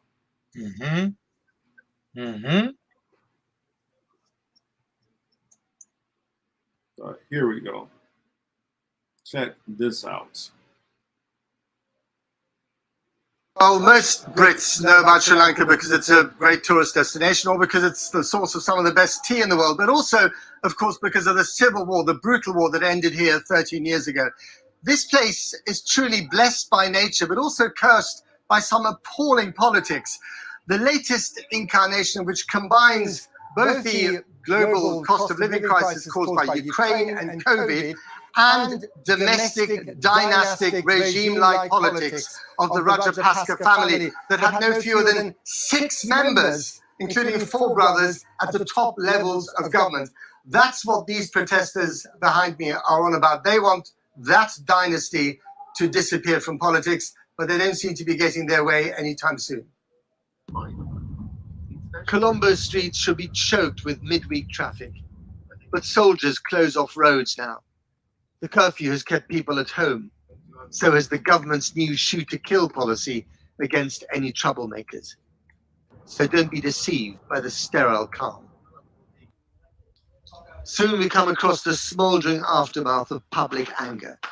48 hours ago, the mob set fire to this luxury restaurant and party compound. Not much has survived the flames. The golden elevator, the throne taking a melted bow, the ballroom chairs stacked up for their own burial. It still smells. This place only burned down yesterday morning. It was, until then, one of the most opulent banqueting halls in Colombo, and the money behind it belonged to one of the biggest cronies of the ruling Rajapaksa family. That's why the mob came here and took their anger out on the place. Outside, a policeman arrives with his men to check on reports of looting. Holding a pistol and a smartphone in one hand is never easy. If the looters come back, he tells the guards, just shoot them. The anger had been brewing for months. On Monday, He said just shoot them. Oh, on wow. one level, this is a mounting protest against the rocketing cost of basic goods. The price of fuel and fertilizer has tripled. The country has run out of dollars. On another level, this anger is focused on one family, incompetent and corrupt. The Rajapaksa dynasty has dominated Sri Lankan politics for decades. This was the inauguration of Mahinda as president before he became prime minister and his brother president. Altogether, 6 members of this family have been at the top of government until a few days ago, and Gota Rajapaksa is refusing to resign from the presidency. Go to go home, they shout, the clarion call of this rebellion. But the president is digging in, and so are they, despite the curfew and the shoot-to-kill order. It's not the size of the crowd that impresses, but the variety. The stall for the anti-regime amputees who've been camped out here for a whole month. The stall for the Deaf Association of Sri Lanka, who've now found their political voice. Rajapaksa!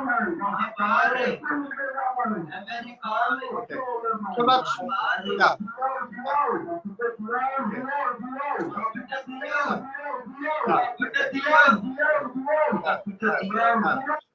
Or take the roving band of immaculately dressed lawyers, also protesting.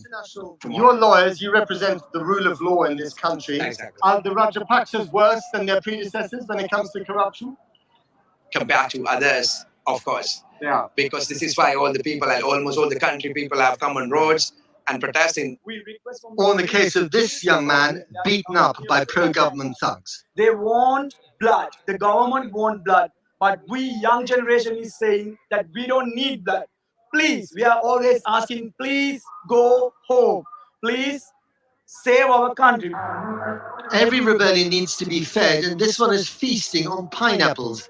It is the local variant of an uprising that started with the economic ripple effects of COVID and Ukraine and has ended on the streets against a corrupt but stubborn regime with nowhere obvious to go other than more violence.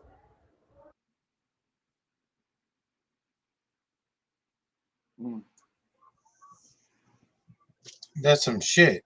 Yeah. But there was but I was reading something that had to do with they lowered taxes from 15% to 8%. I think I gotta find that. And that led to obviously some financial issues because the government wasn't collecting enough funds to provide all the services that the people needed. So that's what in part also led to them protesting like that. Yeah. Got one other one. Let's see. Is this the one? Yeah. One other video for it, and then I'll lay in my comments.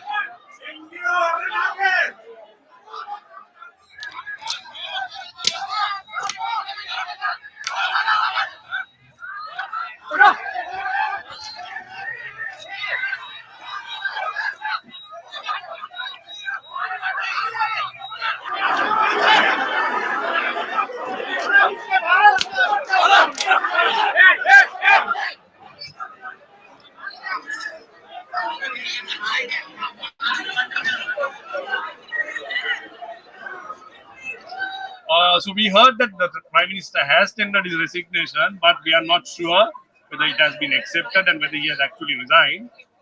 This was one of the things that the people were asking for the Prime Minister to resign.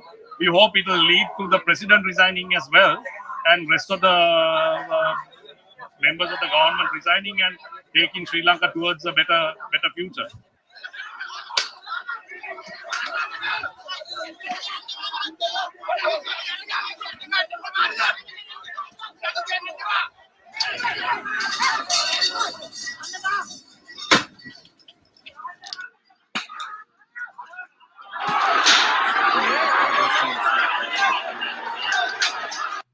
But yeah, some of your comments are let me read some of these comments. Dale has a really good one here. It says, when the spectrum of protesters is that varied, it usually means something has to change. It is a problem that everybody up and down the spectrum are having issues within that government. It was having problems before COVID started. They were at tipping points. They had problems with the corruption, things like that. But when you have shortages of food, you have rolling blackouts. They're asking the impoverished for more and more tax dollars while cutting taxes on themselves.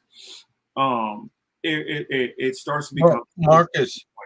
Yeah, Marcus, I wanted to get in there too.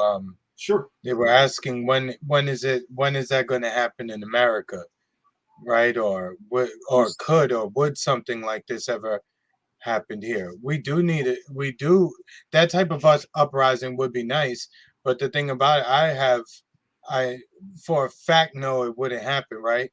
Because I just watched people who watched Michael Moore's Sicko documentary, hated Bush, hated all things pharmacy, big pharmacy. Here come Joe Biden and the government telling them, take a vaccine, stay away from your people.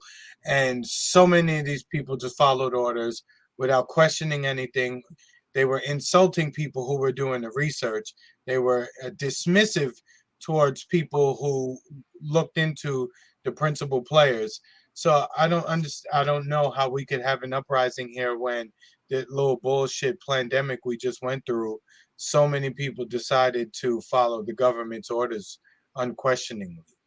Well, I say the reason why it won't happen is right here.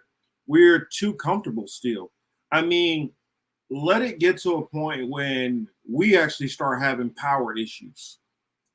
Oh yeah, really start when that AC not work. Look, it's the summer. The weather's changing, right?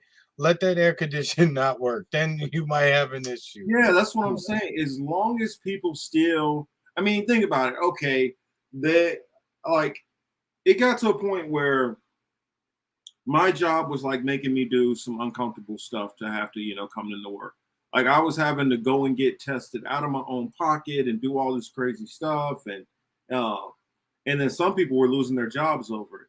If it got to a point where we had massive amounts of people all losing their jobs over it and things like that, then you might see it start. But Americans are still too comfortable, even because even when it gets a little bit rough for American standards, it's still better than a lot of these other places on that scale. I mean, for instance, California, though, if things keep going the way they're going, you're going to start seeing possibility of stuff like that happening as we're starting to have issues with the water out here.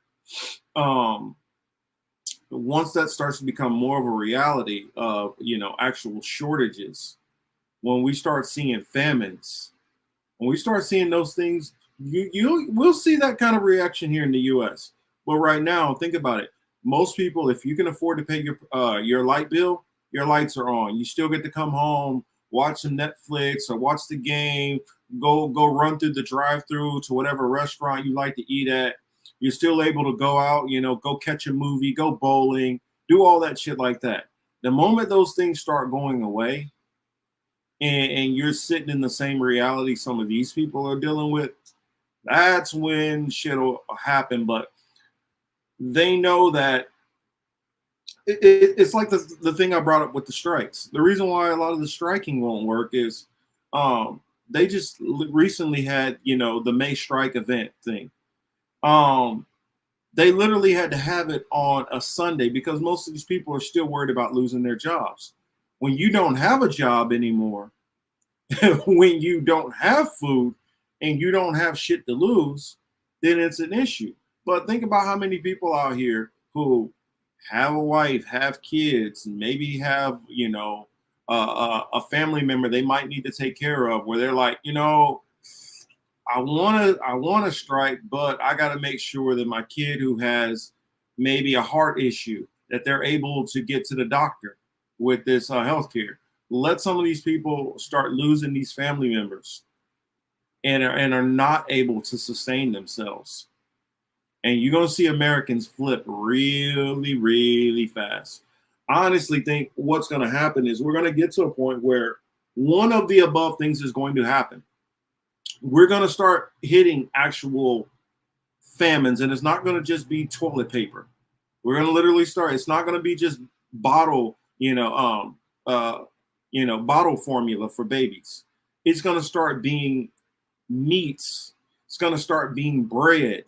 You're going to start having gas prices go through the roof. When it starts getting to that point where people start really feeling pain, that's when we'll start seeing actual action out of most of these people. But until then, Americans ain't doing nothing. I mean, we got to remember, we're not like France. Absolutely. We're not like France or Spain, and they already have like healthcare that's taken care of by the government, and they can decide to go and lose their job and strike. Look, they won't even stage a protest without going and get a goddamn permit. Exactly. It's literally population. If you're going to be disruptive, be disruptive. You know, if you're like, oh, we want to be disruptive, please, government agency, please sanction our march from 2nd Street to 10th Street, in between 2nd and 3rd. I mean, they gave you, they told you where to go and what to do. If you want to be disruptive, you're supposed to fuck all that. We ain't filling out an application. We're going to go cause havoc. And I don't necessarily mean havoc in the way of going to hurt people physically. I'm just saying we're going to throw a wrench in your system somewhat. Mm-hmm. The thing about it is people still are, I mean, think about how many people literally in this country who live paycheck to paycheck. If you still have something like 60% of the population living paycheck to paycheck, they don't have the flexibility. And it keeps them right at this level of, you don't have enough to really complain, but you haven't had enough taken away to the point where you don't feel like you have nothing to lose anymore. And so it's intentional that they keep all of us in that docile state and control. I mean, look back to the 60s when you basically had, well, 50s and 60s was the last time where you actually had, maybe into the 70s to a degree, but the last time where you had a household could be helped sustained by one income.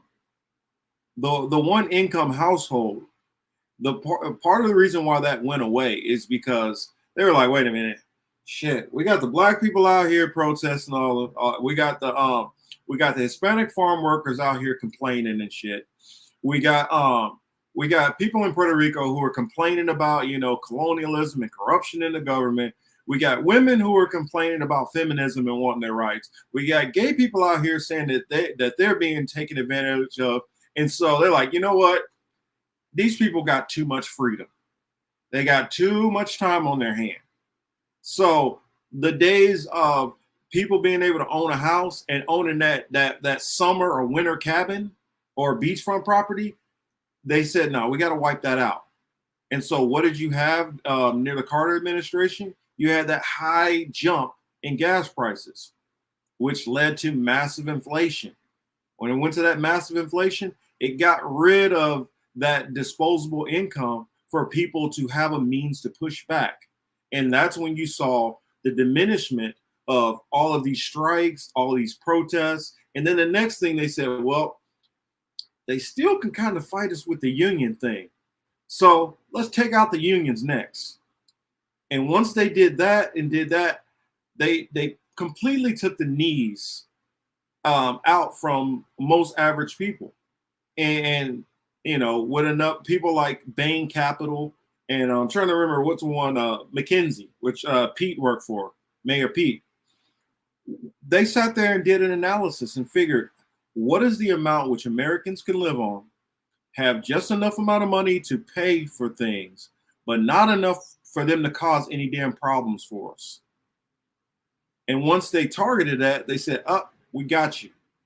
And they have had Americans basically, you know, spiritually, emotionally neutered for the past 50 years. And as long as they have us there, until it gets to that breaking point where we lose enough or we gain enough, nothing's going to change. So everybody could talk about trying to set up a third party. We could talk about co-ops and all these different things like that. We could talk about, well, we need to take over we could talk about all these things. But as long as they have us in that vice grip, it's all just talk. I'm sorry to say, I'm not trying to, you know, diss anybody out there who's trying to do some other stuff, but all we can do is be able to help on small scales with each other individually, because that's all is really basically allowed.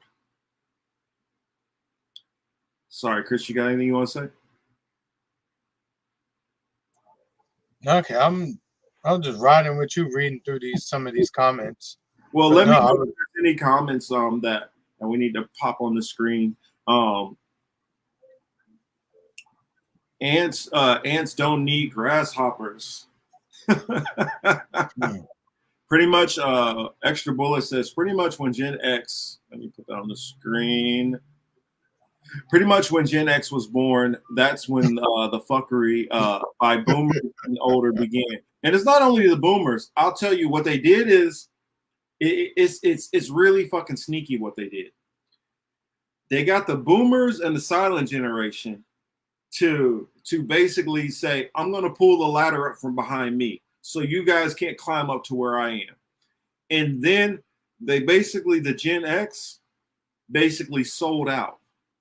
Most of them, they got their house, they got their car, they got that. So that's the reason why you have these, you know, these Karen type liberals who are concerned with how people speak to each other. And we need to try to speak better to each other. And let's try to get rid of toxic masculinity and all this other shit. That's when you start having more of the people say, you know what? Let's focus on all of these other ancillary issues. That's when you have like the older black population, or I'll say Generation X, where they only care about seeing the next first black this. For them, that's good enough. They see the first black woman on the Supreme Court. That's good enough for them. That's good enough. Karine, whatever her name is, becoming the White House press secretary. You know, super hyped over it. I mean, that's where we're at this point. They only care about that stuff. I mean, because most of them, they bought their house back in the 90s. If you bought your house back in the 90s, depending on where you are, even out here in California, more than likely the value on that house, you might have bought it at maybe 110,000, 130, 140. Now that house might be worth almost $1 million. You know, you go across the Midwest and some of these places, you might have bought that house for 80,000. Now the house is you know, appraised at around 400,000. Many of them have worked at their jobs for years, and they got their 401k is sitting nice and fat. You know, they already bought, you know, they got their 2 or 3 cars, maybe put their kids through college, some of them, not all of them. But since a lot of them are comfortable, they don't give two shits about their their equals who aren't. A lot of them, they grew up in the age where all they were worried about is partying and shit like that. They partied it up. They had their kids. They start raising a family.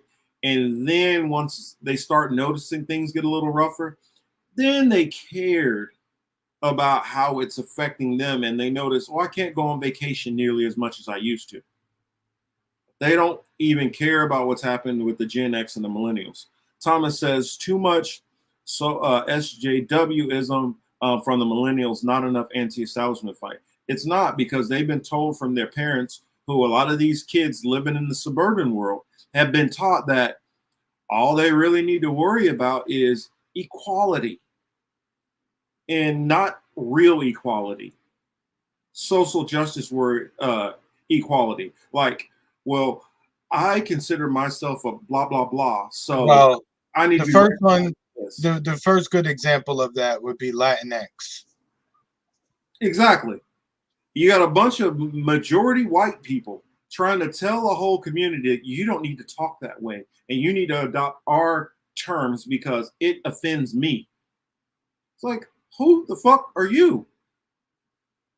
That's the problem that we're having. Problem isn't quantifiable in age. The problem is Roman. Choosy. You got to get off of that kick sometimes. That's not what this is. Everything doesn't boil down to Roman induction. And for one, the Romans don't have the power over the whole entire world. They don't. It's people who are much stronger and more powerful than the Romans and the Vatican and all that. They're not running shit anymore. This literally goes up to the Illuminati, the people who fund them. The people who fund them and control the banks. That's not the Roman, none of that. Ellie said, I did not own my house until my dad died. He was a boomer. And I didn't get my first new car until I was over 44. Yeah, I'm not putting that on everybody. I'm saying as a whole, for that generation, for the most part, just like it's not every boomer that it's their fault either. But just look at Congress. Look at the CEOs who run things. They're the ones who don't care about cleaning the air, cleaning the water, none of that stuff. It's about profits. They don't care about, they step over homeless people. That's what we're dealing with in this society. James, welcome, welcome, welcome. How we doing, sir? Says a black White House press secretary would have been commendable to any party in the late 60s, but they missed their shot at a law. Exactly. That's irrelevant now. That John P. And then they start off with talking about the fact that she's black, like this is some fucking achievement. It's not. Most of us care more about economics getting better for us than giving us tokenism. That's not good enough anymore. Let's see. The rich don't care. Exactly. The rich don't care at all. Neither do the upper middle class. They don't care either, because it's not even the rich the rich are completely off in the twilight zone. They're only caring about what looks good to, on the peripheral, and what causes make me look good that I can support. The problem what we're dealing with is the suburban area, the suburbs. These are the people who are the main fucking problem. Because when it comes down to it in actuality, where do you guys think? Because a lot of people would automatically think the Trumpers, they live out in the country, out in the rural areas. Yeah, there are some. There's a degree of that. And most of them are just, they have this blind notion that Trump can help tear down the system, which he's not. He's a part of the system. But majority of the Trumpers, the MAGA, which is the problem, live in the suburbs, the upper middle class. And the same thing we're dealing with these blue check mark Karens, the vote blue no matter whose. This is upper middle class versus upper middle class, and the rest of us are not in this damn discussion at all. Correct. And so that's what I want to realize. It's these two entities. The rest of us are not being factored into it unless they can use it for a political football. Go on ahead, Chris. No, I was just going to agree with you. I guess, yeah. I think I've hit all my stories that I wanted us to talk about for now. Let's see, Chris, you And got you've got your interview tomorrow, right? Yeah. So I got to make sure my ass eat something and get some rest. Got a little bit of studying that I want to do on a couple more topics. Thank you, Germality. Where Karen Sign says let me put it on the screen. The three generations since Generation X so far are much bigger in number than X. You have to go back to the sandwich generation that were born in the 30s, fallout from the Great Depression. Yep. But the problem with them is they have no economic power. So if you don't have any power, no economic power, then your politicians ain't going to listen to you. And then if you're still living with mom and dad, that only takes you so far as what you can push back on. So, I mean, you know, that's why they've game planned this shit out.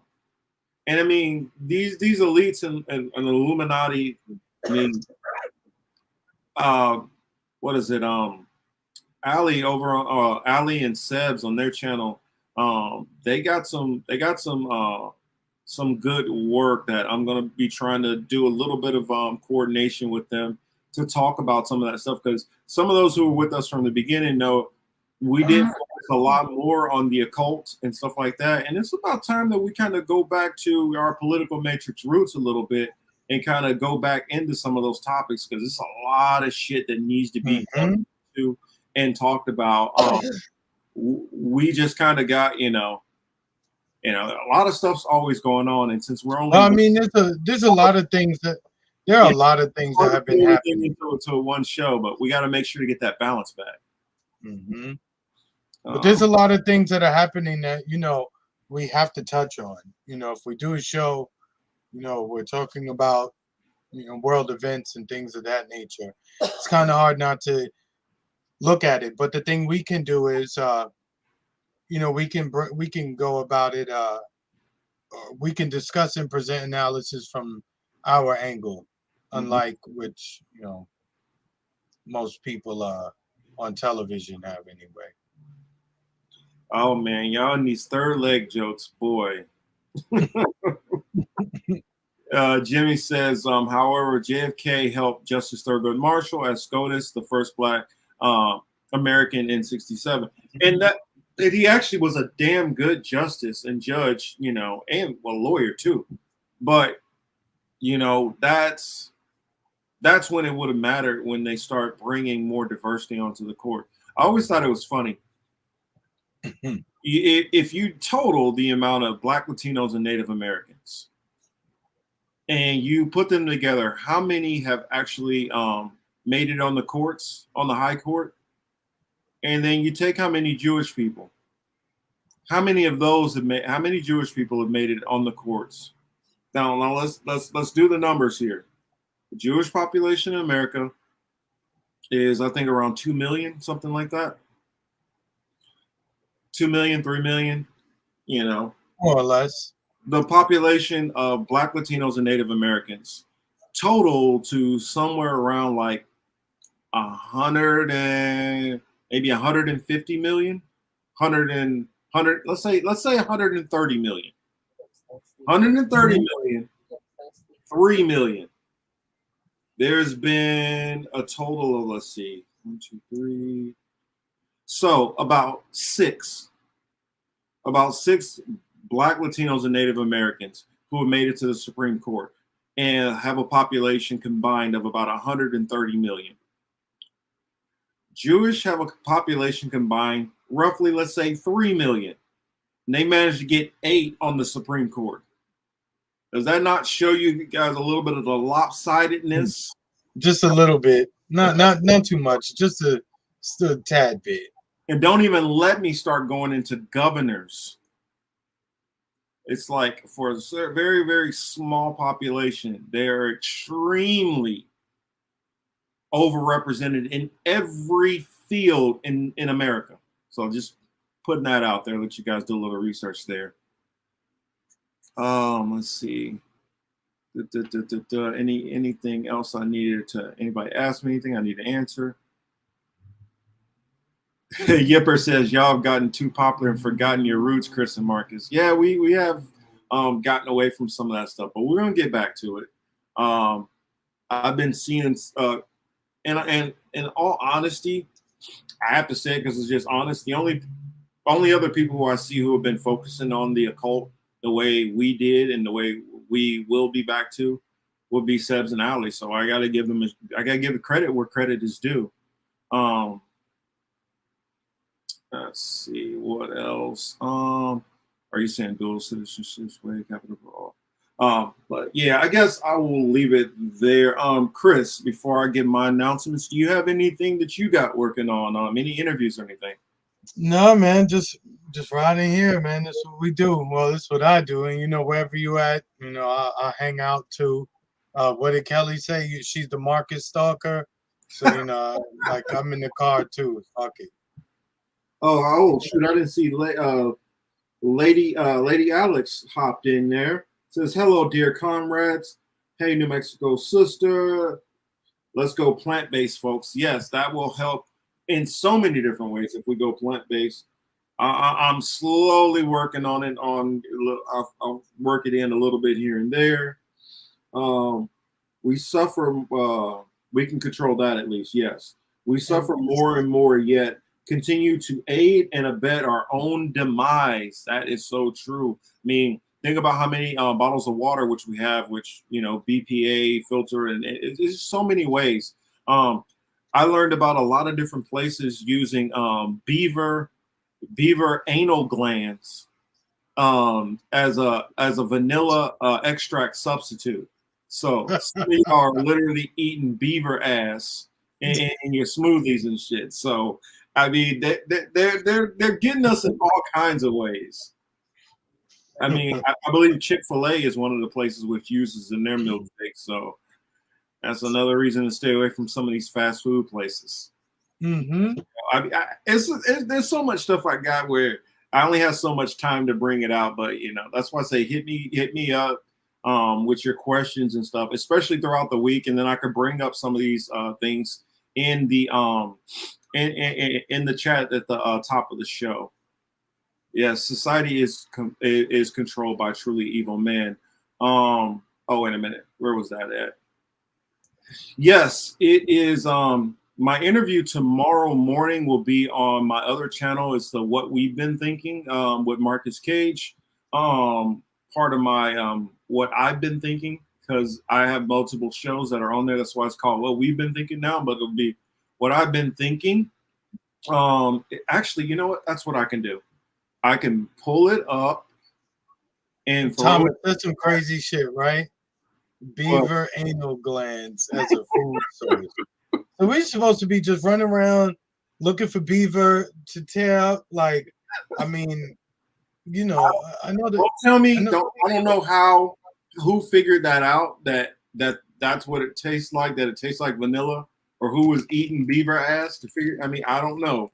Yeah, I don't know how you just sit around the room and you're like, hey, you know what we could come up with, or what would be helpful, and somebody's just like beaver ass. Mm-hmm. They don't even, and I know there's another definition or another use for beaver, so it's just all just nasty. You know what I'm saying?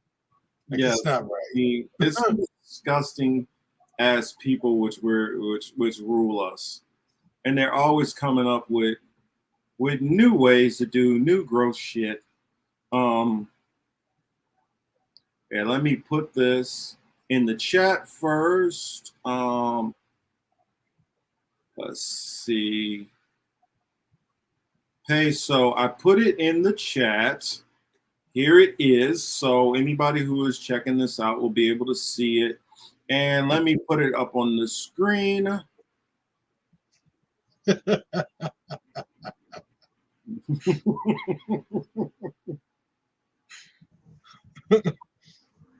Yes. His name is a little bit of a tongue twister, so I guess I should start saying it now to practice. But yes, a conversation with Dr. Guglielmo Hughes. And he is with, as you guys can see right here, with Scoon TV.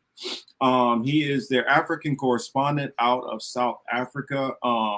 I look forward to that. I think he's actually, I think he told me that he'll be flying out of Cape Town in flying out of Johannesburg into Cape Town, and so he'll be coming to us live from Cape Town, South Africa. So I definitely look forward to this. He has a very, very interesting background and story, including working a lot with supply chains, and then eventually going to the university, learning, going into like a lot of education on the law field, and also he's extremely knowledgeable on history. And one of the articles which he's written, which I talked to him about, was Africa and their connection to Africa and their relationship with Russia. And so we're going to talk about some of their long storied history with Russia. We're going to talk about what was it?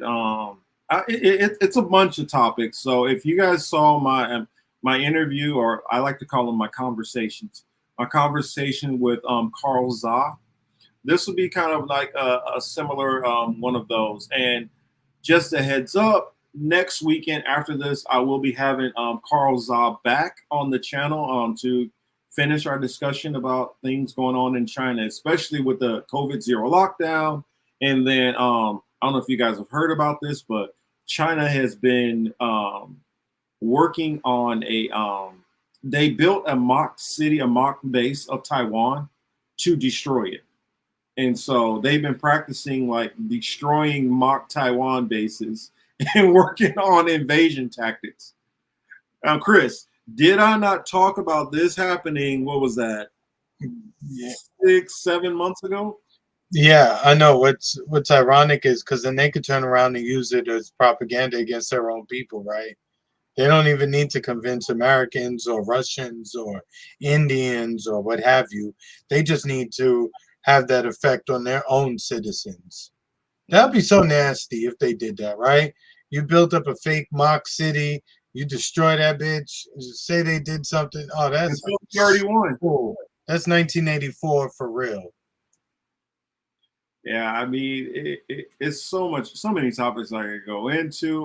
But yeah, I got that going on. Like I said before. Oh, let me pull up. I know, Chris, I'm almost done. I wanted to pull up that one other one and put it in the chat because I said I was going to do it.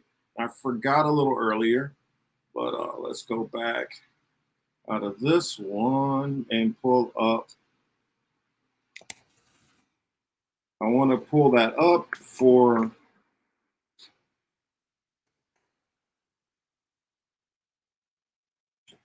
you guys to be able to check out that interview you missed, or in case you missed it and want to check it out. There it is. I'll pause it there.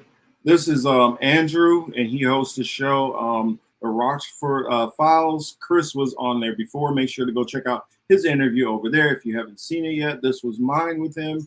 We talked a little bit about the Palestinian-American journalist being killed on this show. This was last Thursday. We talked about George Takei. We talked about the Ukrainian bill, Jerry Judy being arrested. So for the sports fans out there, we talked a little bit of sports too. Let me grab this, put this in the chat, and then I will do the same with Chris's interview for you all who did not catch it.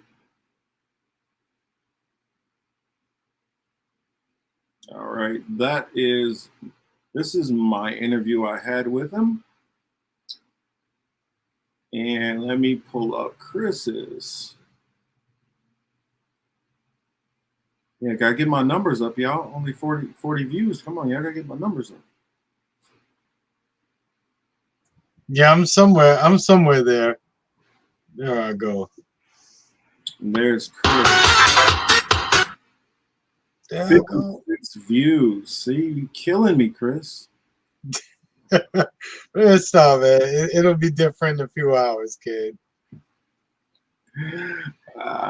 But it was a good interview. It was very entertaining. Yeah. Shush, very talking about I was watching since he was skinny. Girl. Yo.